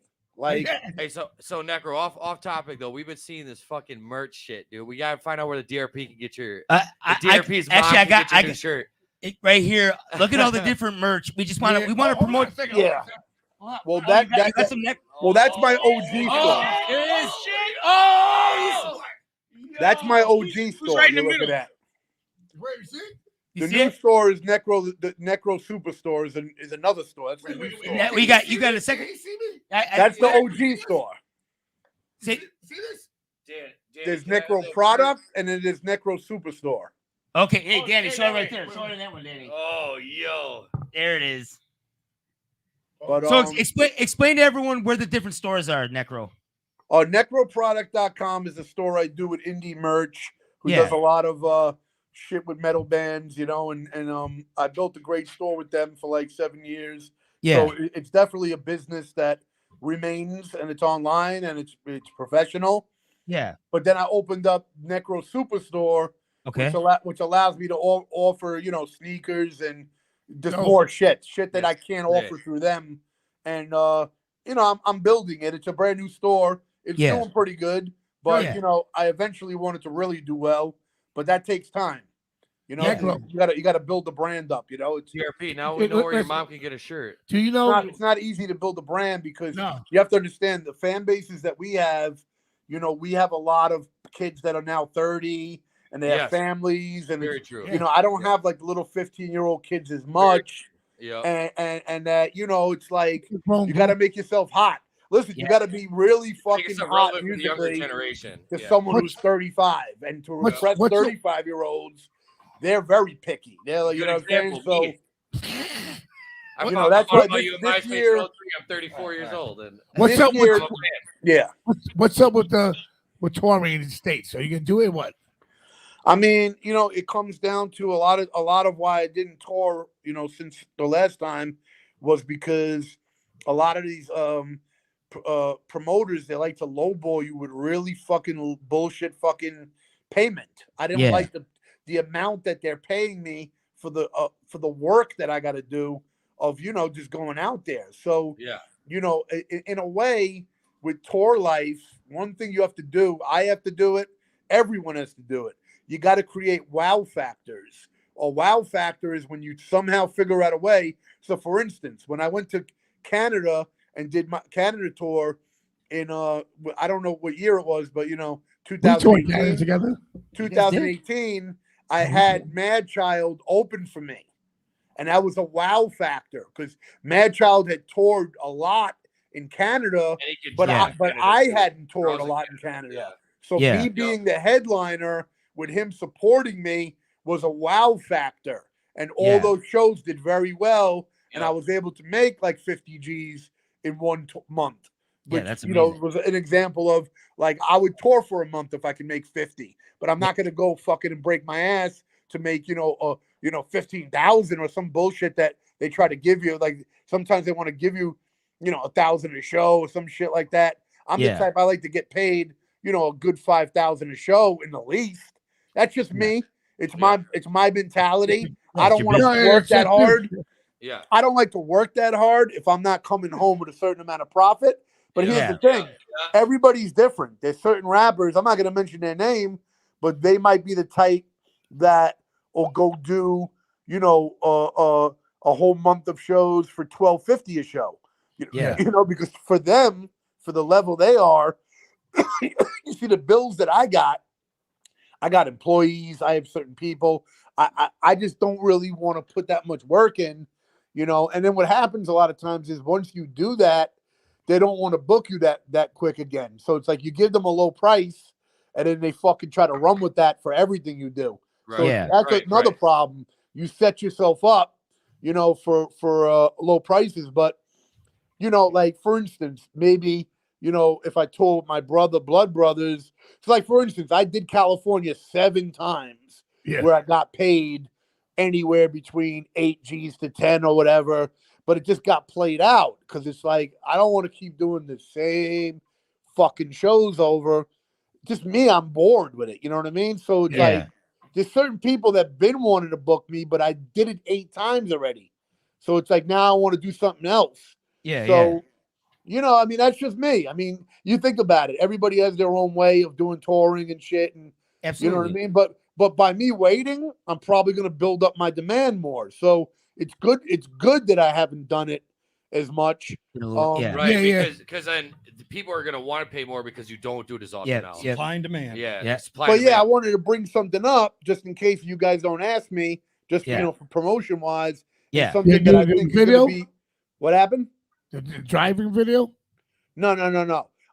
Basically, I'm gonna bring it up, and just because I think to explain to you how I'm trying this year to do shit that is going to fucking expand, you know, and excite my fan base, you know, in a way that is going to then make them support more with more merch and then eventually shows and blah, blah, blah.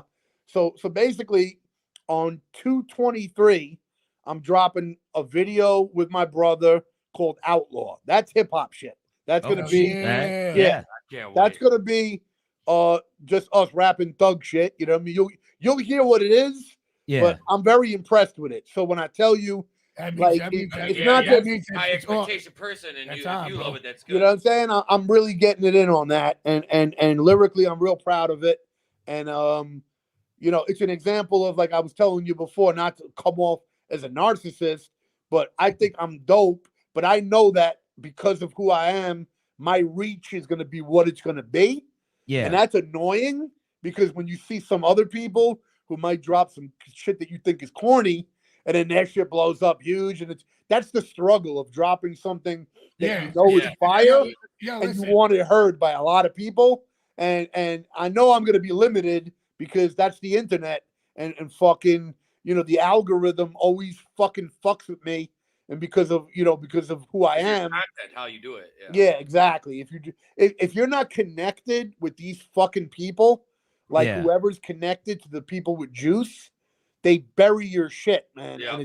And it has to really do good with your fans for them to help catapult it up. Because a lot of times fans don't even see your new shit.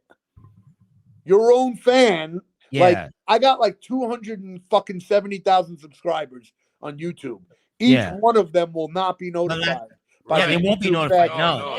Which it makes no sense. I don't understand that because they went and liked your YouTube page. Why are they not getting notified? Well, think about it. If all 275 got an email, right? That means my video would immediately be 100,000 in 24 hours. No, 24 hours. But it won't be. So that shows you that there are a bunch of cocksuckers that are not fucking showing me love. Why are they not showing me love? What did I do? Well, somehow I must have uploaded content that they deem was too violent, they have a problem with the content. Offensive. Yeah. Okay, so anyway, I just wanted to plug that because that's the next thing coming. But then on March 15th, I'm dropping my first all metal song. Wait, you're doing an all metal project? I got the first song done. I don't have the whole project done. I got the first song. The first song is called Cascading Crimson. Well, hold on here. What's it called? Cascading Crimson. Cascading Crimson. That's my first metal song. Oh, no shit. That I have not done a metal song. I just want to be clear. When I did metal, it was a style called metal hip hop. When I was doing stuff with all the metal legends and shit, and when I did a song with Ezak on Prefix for Death, and I did stuff with we gotta do another song. We gotta do another song. That's a good one. Well, yeah, don't mention what we're doing, Ezak. So I don't want people to steal the idea. But we are working on that, and yeah, that's gonna be something with that's gonna be something with me, Ezak, Freddie, and my brother. Well, you did tell me. But I don't want to give up the idea because I don't want nobody stealing our idea. I knew that, but I didn't want to say anything because I'm Danny's manager. Okay, yeah. So we don't want to reveal what we're doing, but people will know it's going to come, and it will come this year, and it'll be really dope. So anyway, so the point I was making was that when I was doing, the stuff with Obituary and Dan Luca from Nuclear Assault and Voivod, I was combining hip hop with metal. Yeah, so I was making things that had metal guitars on it, and you played bass. You could rap to, and you played bass. Okay, yeah, and I would play the bass and guitar and whatever, or I would have Sean Martin played on something, and Smoke AD, baby. Okay, so the shit that I'm dropping on March 15th, that's no hip hop. This is straight up metal song. Sick. Beginning to end.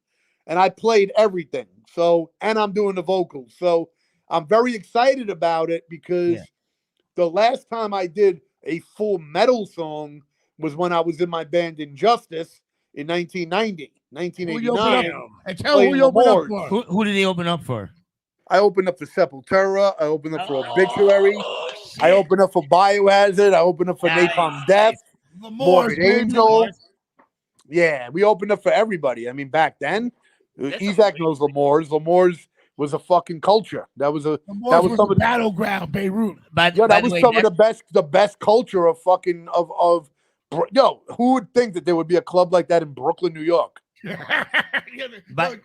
Metallica, Slayer came to Brooklyn, New York to play L'Amour's. Carnivore, Typo Negative.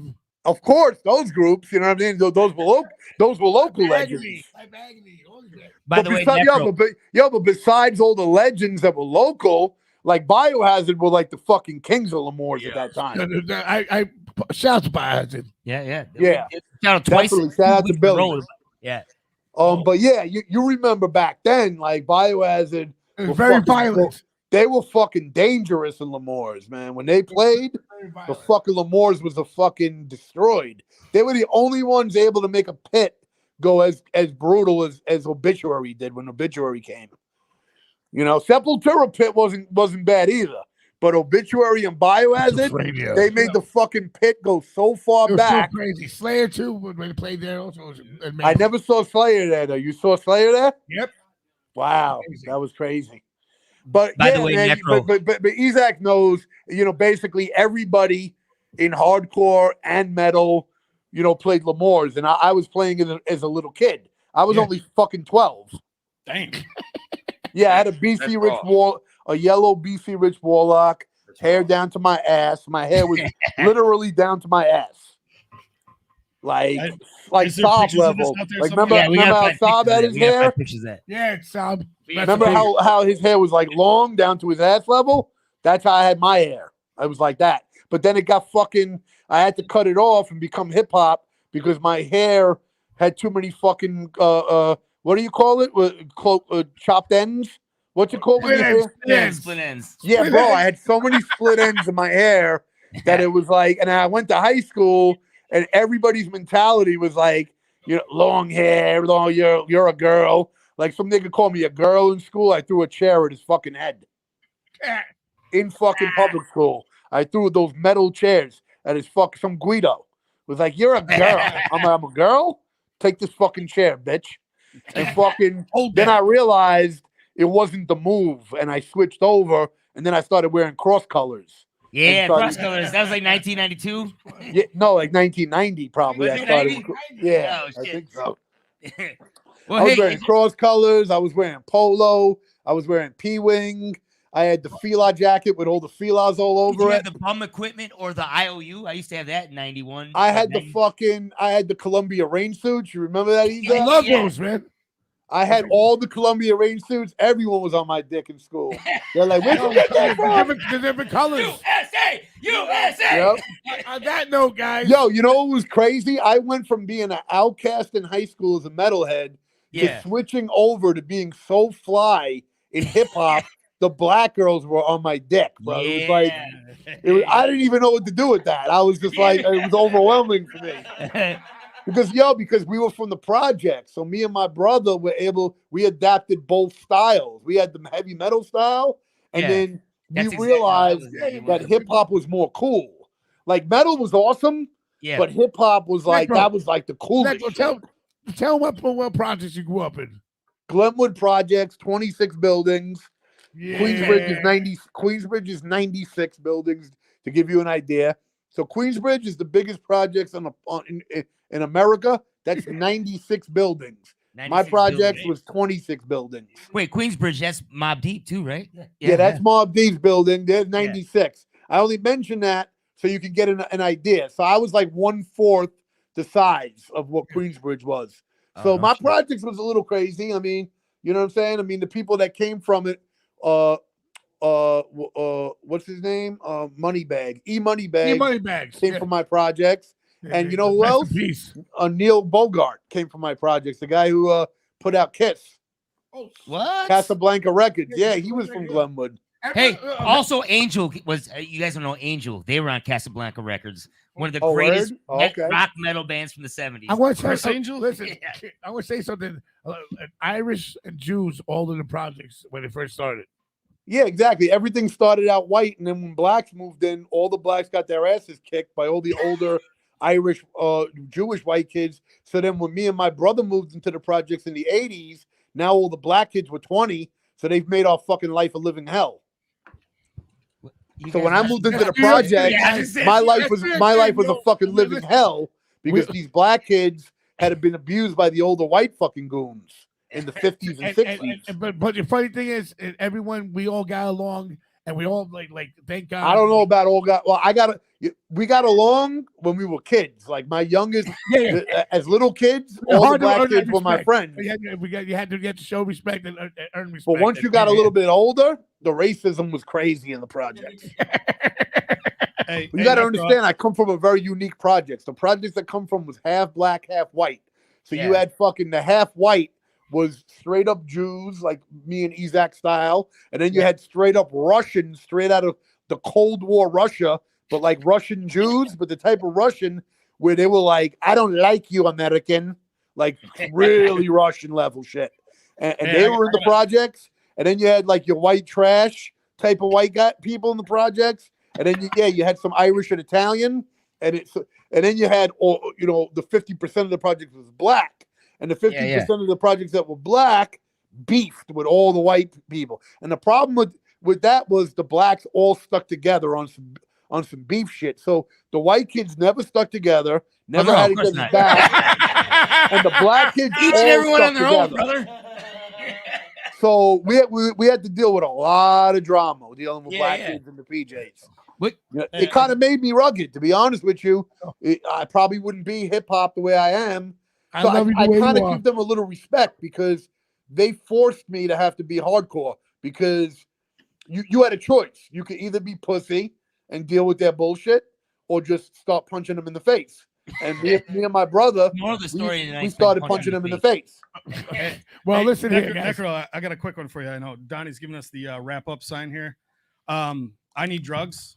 Not the album. Great album. The actual song. Did you have to clear that sample with Def Jam or no? Nah. Where is it? Nope.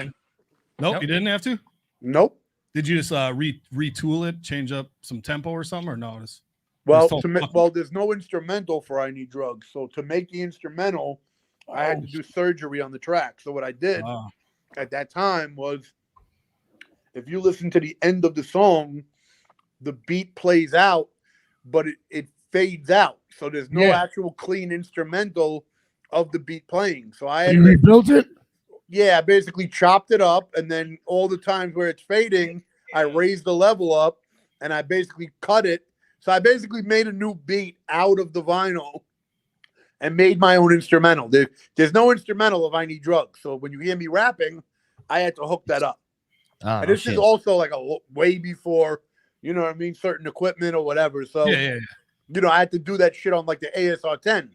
That was even before Pro Tools. So it was a little difficult, but when you had a vision, you are the master of production, my brother. When you had a vision, you did what you did. You know what I mean? That track needs to be in the the National Congress Library or whatever. A lot of people bit my shit with that because I'm the first one to ever do I Need Love. But then a lot of people after I did it started doing it. You want to laugh? I'll tell you a true story about I Need Drugs.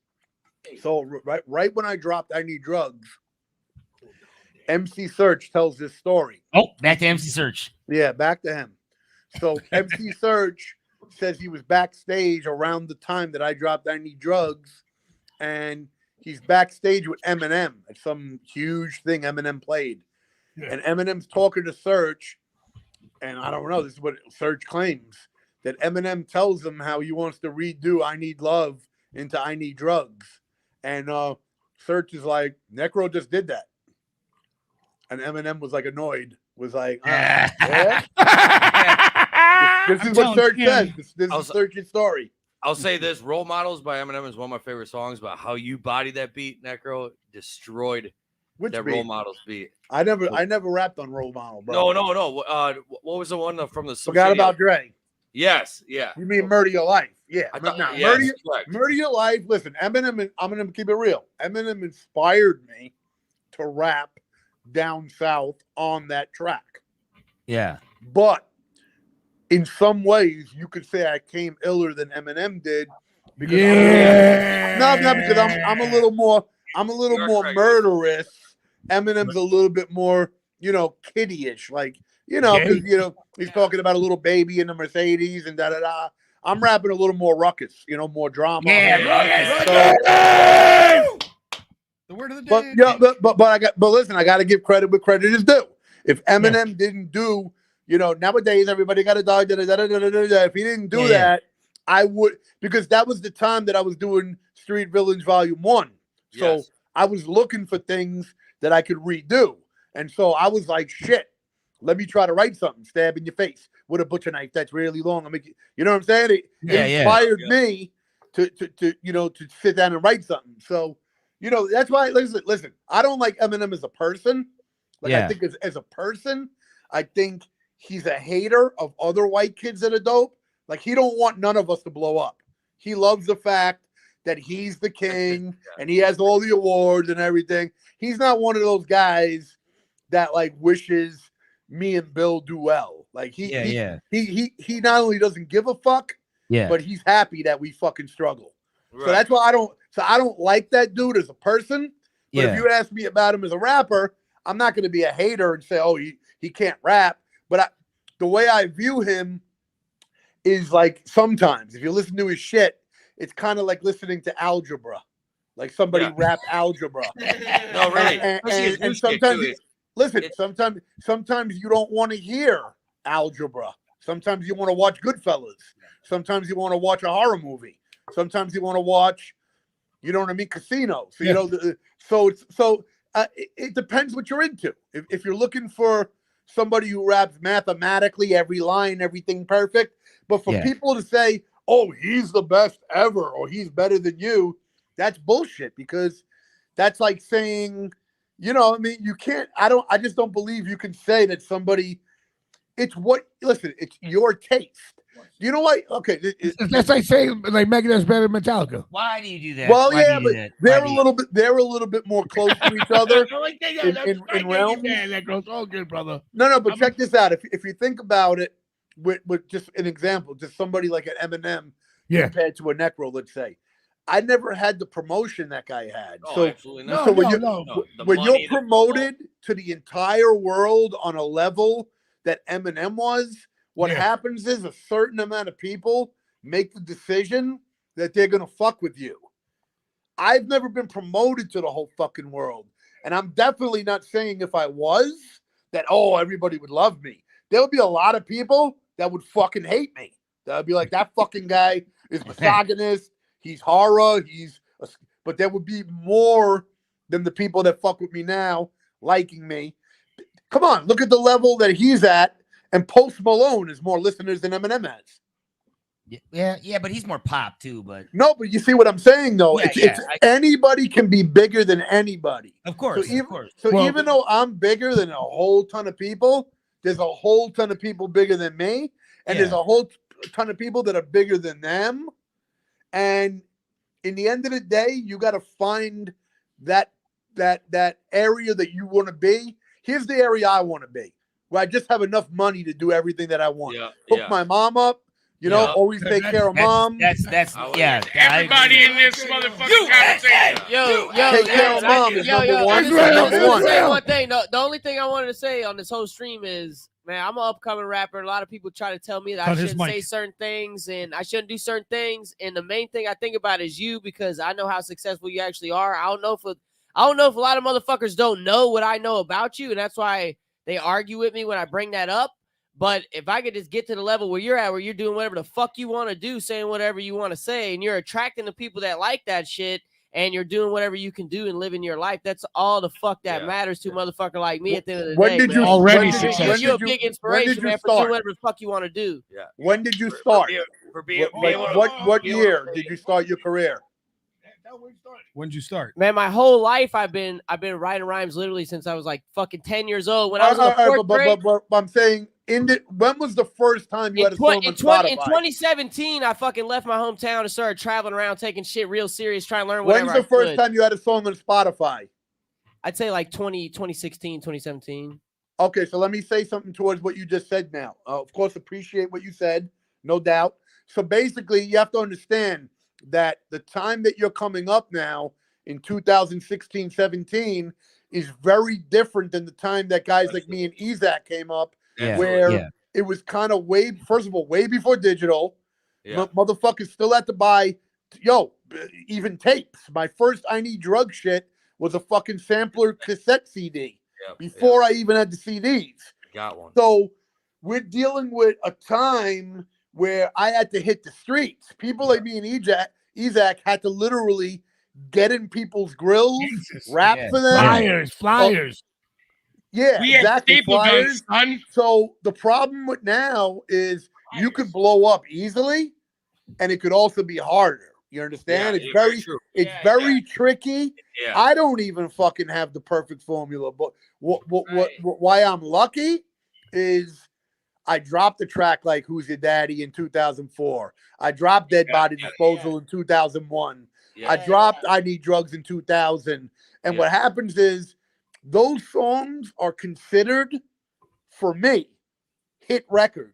Correct. Yeah, absolutely. Yeah. Like, did you notice a lot of people don't have quote unquote hit records, but then like there's a hit record for me. So I Need Drugs for a NECRO is like a hit record for what would be for Taylor No, right. That's your thing. Like mine is like Living by the Gun. People like, that's my hit record. And also for you records like Juggernaut. Oh yeah, Juggernaut, Kings of Crime, something like right. Exactly. Kings of Crime. So when you have certain records like that, you have people that are diehards that like are gonna listen to you 20 years later. And a guy like you have to be able to start making hit records. When I say hit doesn't mean a hit record like Drake. It has to be a hit amongst people that want. So you say my style. I know exactly what you mean. Yeah, exactly. Man, I'm trying to build my own brand, stick to it, and keep it real for the motherfuckers that I'm gonna attract, and fuck anybody that ain't fucking with my shit, man. I don't want you to fuck with my shit. You can suck my dick. Here's another thing. You got to make people really believe you. So like, so just so you understand where I'm coming from. So now, when you say what you just said, because I technically don't know you, it's like I can tell you down with the crew, you're a cool dude, but I don't personally, as a fan, know that you really are no fucks given type of guy. Right. So now I made my fan base believe I was no fucks given by punching people in the face. By punching people in the face, I threatened a lot of people in the industry. You know what I'm saying? Like Sandbox Automatic. I document a lot of things I shouldn't document and rap about a lot of things that are a little bit incriminating. I don't give a fuck because I stand up for what I believe for, and that's kind of what I'm known for. I'm gonna just leave it at that. Yeah. No, but in the game, it's kind of, here's the fucked up thing about rap, and it was even for me. A lot of times I get notoriety for certain things, but I also it fucks my career up where people don't want to fuck with me. You still are proud of yourself and you're happy and you feel good, man. Check this out. Listen, I want to bring up something. I heard Isaac mention a dude when I came right into the thing. He mentioned this guy's name. You know who you mentioned? The first thing at the beginning? Rick Dog, right? Real Wolf. No, he said Tim Bora. Tim Bora, yeah. Isn't that the guy who books shit? Yeah, he's okay. Let me tell you something about him. I know. Listen, before you say anything, before you say anything, he owns this thing that we're doing. I'm not gonna diss him. I'm gonna. Can I not say what I'm gonna say? Are we getting? Hold on. Tim Bora, guys. He owns StreamYard. I'm just saying, like. He owns StreamYard. You talking about the festival thing you guys had? No, let me say what I'm going to say. It's not a diss to anybody. I'm just going to keep it. Does he own StreamYard? No. He owns the Spotify channel that we do this through for the audio only version. Oh, but Diablo's dead. Let me say what I'm going to say. I'm not going to diss the guy. Right. Listen. So basically, he was my agent at the time. Okay. 2007. Yeah. And when I had Paul Conroy was my manager, and we went to Australia. Remember that? And I got into beef in Australia, and we fucked some people up in Australia. Locked up, right? No, I don't think we got locked up the first time, but the promoter complained, and Paul Conroy stopped managing me, and Tim Bora stopped being my agent, all because I kept it real and got into Ruckus in Australia. Yeah, they dumped me. Again. No, but the reason I bring it up is because you were saying about, building your shit up and keeping it real. What I'm saying is sometimes it hurts you. Sometimes it hurts you. Yeah. My management, when Scarhead, when Puerto Rican Mike joined Scarhead, we got dropped by Von Lewis and Kenny, but they were my friends. Oh, okay. I know who they are. Yeah, Oh wait, Scarhead was difficult to manage? No way. Puerto Rican Mike was Puerto Rican Mike. Scarhead would never get canceled now. The old Scarhead. We were fucking animals. But I'm just saying, all the fights, the stabbings, the lawsuits, the jail time, so all helped me out a lot, but also it's a double-edged sword. Exactly. It's a double-edged sword is my point. My point is certain things help you build your rep, but it also builds a rep amongst people that don't want nothing to do with you. Yeah. And then you're gonna wonder why that opposition rapper who's not as thugged out as you, well, why is that dude fucking bigger than me? Good. Yes. Yeah, because in a way, he might let people play him. He might let people at a show herb him. And because he's not snuffing, I'm going to tell you a story. Listen, because guys, he's not snuffing the people that are herbing him. All right, guys, we got to wrap this up. NECRO, I love you. Thank you so much. Hold on a second, Isaac. You wrap it up. I'm surprised. You got to be kidding me. You wrap it up. NECRO. Not what I heard, bro. USA. Not what I fucking heard, bro. Hey, NECRO. I was born in '90. I've known about your shit since MySpace on 03. I've been rapping since 05. And Danny told me he goes, I haven't wrapped up a condom since '87. He said, I've been bro. 89 since before you were born. He said 89 like that's even better. Isaac is blessed. Isaac is very lucky. The gods love him if he hasn't caught anything. The gods love him.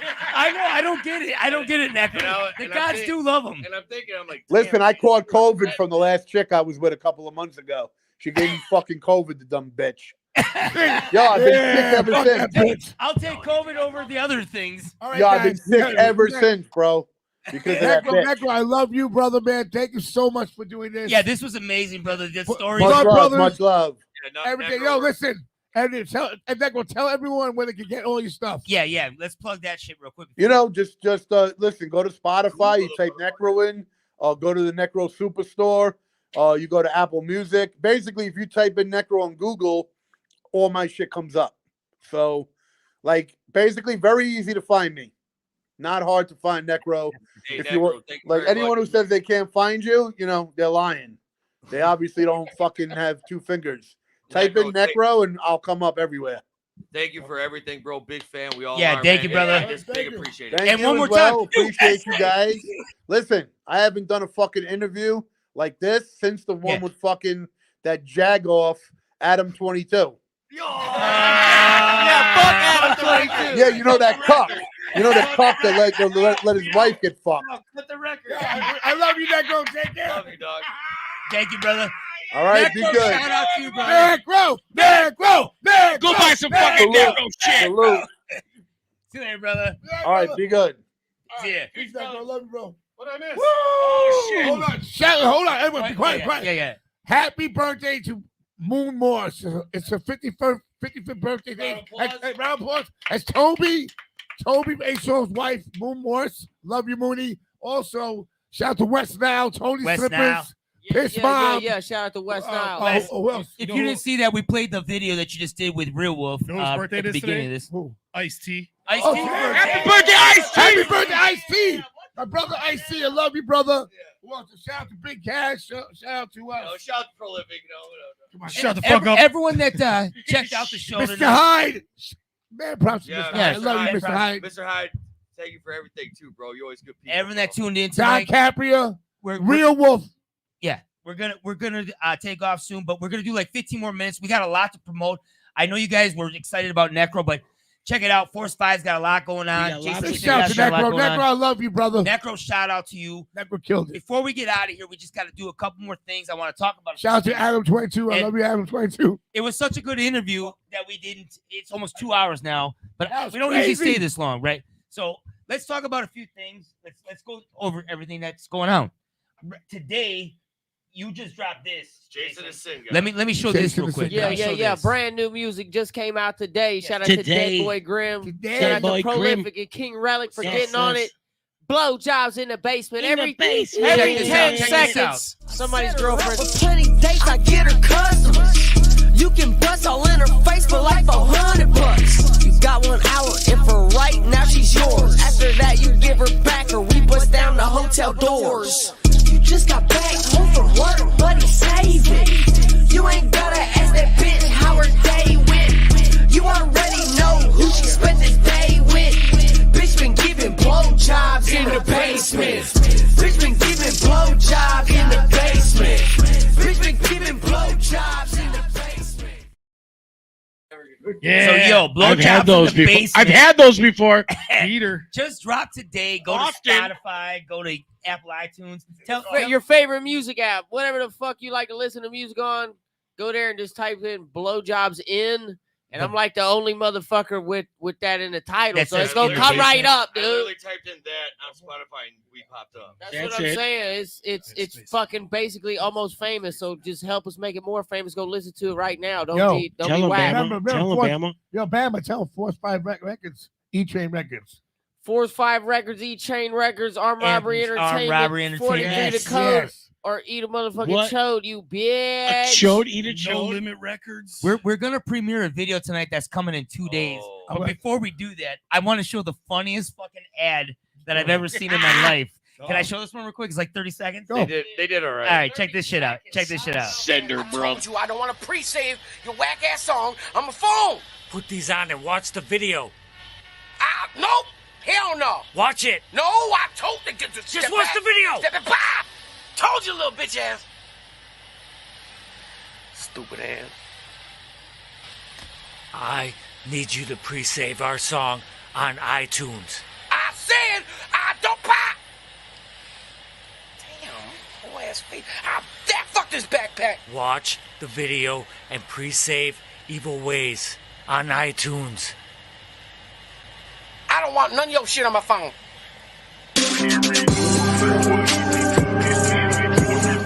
I don't want your shit on my phone. I don't want your shit on my phone. So we're about to give an exclusive right now. Yeah, we're gonna drop an exclusive, but talk about Force 5 for the gathering. Hell yeah. Leave it up to Force 5 to come 2 days early. Yeah. Talk about this Don't new look at me video funny. that we're gonna premiere busting it here early. in 2 minutes. So- King Relic, Prolific, Jason Logic, Evil Ways. We're talking about the premiere. Great story about video. this too. I Great can't story. wait till this record drops right now. Great story. Yeah. Yo, shout out to everyone out Roll there. that beautiful Tony bean Flippers. footage. Watch this video, So we Flippers. Turn off Mike 6. What's We- out? E-Train. So we got an EP coming out called Obey. So Okay. we start gathering up tracks, beats. By the way, shout out to Baycar Beats, Keith. He made the beat for it. So we were in Vegas. What was this? For the umpteenth time. What we're like last year. I don't know. You got yelled at by I somebody. did. So we're all sitting at the bar in Vegas. Also, I listen to this beat. Anyway, roll the video. And I'm like, yo, I'm about to buy this beat right now. Rick said, "Don't buy no beats." Rick's You're on. like, "What the fuck, I don't buy no beats." So it was a Wednesday and it was a half So moon. we're in Vegas. And I it buy was this a beat. half moon, and it was. Bring this back home. And Jason Logic, he's not a big horrorcore. Not saying that it was Yes, like darker guy. Horrorcore is Jason Logic's favorite. He said Jason that's don't all he like- wants to do is horrorcore. So Right, Jason- Jason? So, What's that? You want to just do horrorcore. So Jason Yeah. doesn't like that type of music. So Bill and I put this beat on, and Jay right away is like, "Yeah, let's Yeah. do There's this." Jay right there. Jay, look So- at the camera. So Long story short, they live motherfucking Biggest evil horrorcore guy ways. right there. So Best rapper here's the Force premiere 5. for our new Here's newest the music video, premiere. Evil Ways. 2 Best days rapper early. Force 2 5. days Save early. it. Check it out right now. Appreciate it. Get it on Great iTunes. Go story. right now. Evil-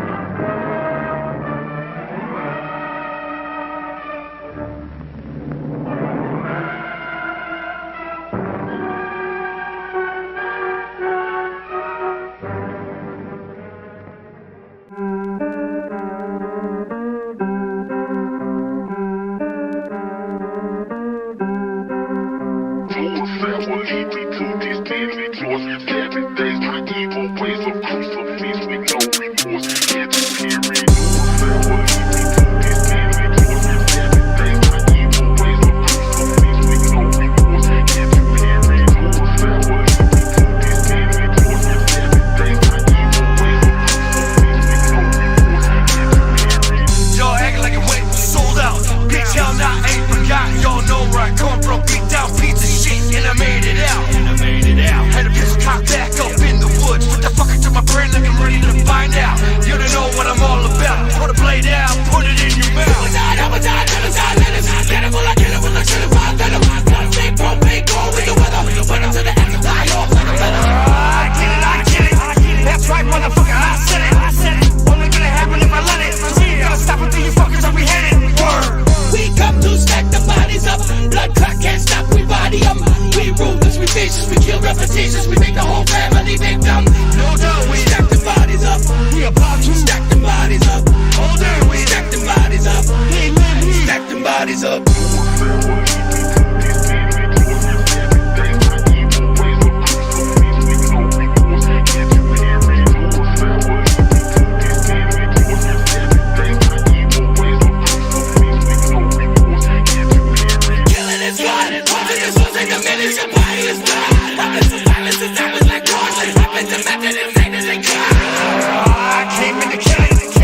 I smell blood, I'm spilling. I'm out of my mind and I'm losing control. I ain't after bodies, I'm snatching your soul. Now I load the slug, put it in my mouth. I'm ready to die, not afraid of guns. I be hating my life, give a fuck about yours. You can see on my drugs, liquor I chug. I be in my feelings, cocaine to my nose is bleeding. I'm fighting these demons, no matter the reason. Not looking for treason, I murder for healing. We come to stack the bodies up. Blood clot can't stop, we body up. We ruthless, we vicious, we kill repetitions. We make the whole family victim. No doubt, we stack the bodies up. We about to stack the bodies up. Hold on, we stack the bodies up. Hey man, we stack the bodies up.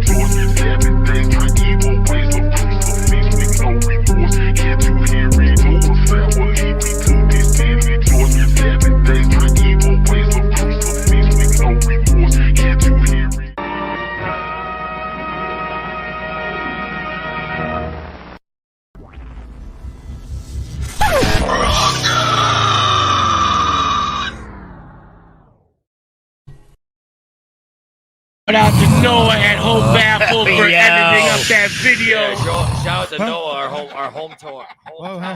That was the premiere of Evil Ways Yo, by that They was Live. that was dope. And who edited that Yeah, video? who edited that video? Who edited that video? Noah Skoronsky over at Hope Baffle Productions. Hope Baffle Productions. He took about 150 hours. 150 to hours. make sure that thing was the way we wanted it, and he fucking nailed it. Yeah. What up, Noah? Hometown Damn. talent right there, bro. To do kill. Yo, I think that the King Relic, you really Everything in that did video so. was made within 3 miles of right here, right All right, now. but Relic, you had a lot to do with doing everything in that video. So talk about it. Yeah. Well, You dope? Great You story. dope. Great story. Moving Good on. story. Move on. You would get fucking blasted after the bar, record in the backyard. Yeah, we no 2:30 in the morning. We got Wally next door. Now, I remember. if y'all don't know who Wally is, Wally's that Hometown old hero. time hero. He's a hometown hero. He's got the Muscle hot cars. rods in his thing. Yeah.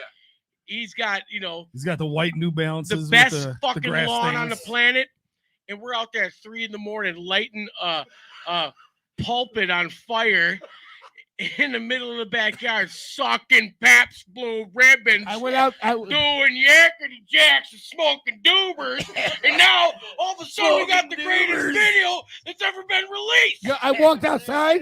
And I swear to God. Yeah, he did.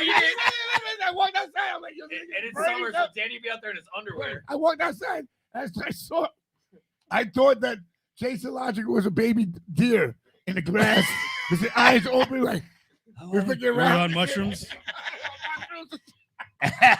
Wally's like, Barb, the, But no, it the was boys a are great, up it was a to great it video. again. Even It's amazing. Steph, who shows up on a lot of our fucking tracks Steph, my old and lady, deals with Zach, not your old lady. She deals with you, your babysitter. That's everybody's old lady. Oh, She filmed the pulpit scene. She showed up and she those. Shout in the out to backyard, Steph. She filmed those. She came through. Atta girl. All right, Atta what else? girl. Moving on. Love you, boo. Move 2 on. hours long here. Move on to this is a great podcast thing. March 8th, Force 5 Records is playing with Twisted. Yep. Come Wait, pick up tickets. wait. Twisted who? Why do we do this every week? I with you? need a cigarette Why? before Why? I go Why? ballistic. Statistics on my Oh, life. Hey, the dead homie, nigga. Oh, yeah, I know. And the Also, Remember the did and we the know we're Indian at Cut nigga. 8 and we're hurting sturdies? Hurting sturdies. Can't wait for the Ruckus brothers Yo. dropping that hit. Yo, that's retarded. Oh, look at that. We're hurting sturdies. Now, fat, Birthing Everybody's hurting sturdies. now, fat white bitch is gonna Oh yeah. cancel Oh out. yeah. Cancel Oh out. yeah. Oh yeah. Let's look at this picture. Which one is the fucked up out of all 6 of them in look at here that guy in from the last middle. week's podcast? I was a little drunk. Which Why is my head Which so one big? of these is the drunkest? called Everyone genetics. that's out there in fucking internet land, You look there's like- 6 people in that picture from last week's You look like podcast. Steve LaBelle that took 6 hits of acid. Can I kiss myself? Look at on the Danny. cheek? I wish I could focus on. Look at that. All right, Danny. Shut up, young buck. You We better be also- gay. I want to talk about this because What? Danny Diablo merch is killing it right now. But we want Shut the fuck up over there. We want to do a new drop. So do we want to show people this possible drop and see what they think? Show Oh, what is it? Tell them about Whip this one. it out. That's kind of, yo, everyone look at New York Hardcore Lord Ezek. Well, it's going to be, if you're We're gonna work on listening, it. that's going to be the new shirt that come out, NYHC at the top, Lord Ezek, and the New York Hardcore Streetwear logo on the bottom. I like that. It'll be out soon for Milwaukee Metal Fest, which I'm Yeah. DJ. Shout out to Jamie Johnson. Shout out to Jamie Shout out Johnson. to everyone. Smoke AD's coming down. We're recording. We're Yeah. going to do a podcast here. Right here. We got Billy Smoking Power has words. it. Smoking words. Smoking Words in here. We're doing it. Smoke AD. I'll bring the weed. Prolific, you're We're not doing a invited. party at my house in the backyard. We're going to call it Horror Fest. Hell yeah. I'm gonna bring that 2024. horse Horror Fest. Fest. We've been trying to play the Whorefest for 2 years. And Zach, he's fucking around. He's like, "Hey, girlfriend." No, Horror Fest comes in. We Hey, use Steph, we you're use Stephanie. invited. Steph, you get the horse for us. Horror Yeah, get Fest. the horse for us. You fucking kidding me right now. Hey, Just manage him or host Bro. him. Host him or talk manage about him. this one real You're quick, not too. invited. This drops soon. Prolific. You tried So- stop it 8 times. Razak Kell She's is even honored me commenting on, right now. on a song, which is a I'm blessing. because- going to do Yeah. song. She hit me. She hit No. me up We're- and do a song. We're doing a song together with Raz. Raz, it's on, girl. Yeah. Yeah, you Shout know, out fuck my Team story. She. Oh, yeah. Tell your story, Pro. So it's a blessing for Raz to get people on features because she rarely does it, like Yeah, she outside rarely. of her camp. So Yeah. thank you very much for getting me on. This is a new song that we're about to drop February. No, 22nd. No, 23rd. It's right there. 23rd. So Yeah. shout out to Raz into the Into the- further. Yo. Be sure to You say the pre-save- Fuhrer? Into the Fuhrer? What What the is fuck wrong with you you, German Prolific? fuck? 9 into the German further. Into the further. Into the further. Which, hey, yo, she's killing it with the Into the Into the Fuhrer. furnace. Yo, all I have to say, Oh, listen. it's, hey, yo, I'm very proud of her for what she's doing because she's She's got a killing lot it. of pre-saves and She- for me yes. to get me on the song, it's a blessing because she's Wasn't killing it right She now. made a mistake asking you. Yo, I mean, yeah, pretty much. Everyone that ever talks to me says, Yeah. I won't even be right here.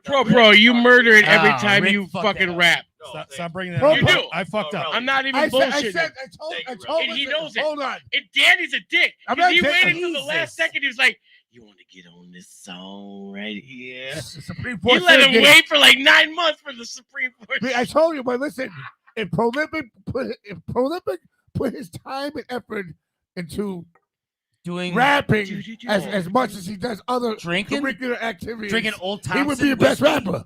I don't know. I Sleeping. put a lot of time into rapping. Well, I don't know. Should we watch what? 90% of our Let's time watch is what rapping. Prolific is right Jason here. Logic, Oh, Jason. Play the worst music you've ever heard.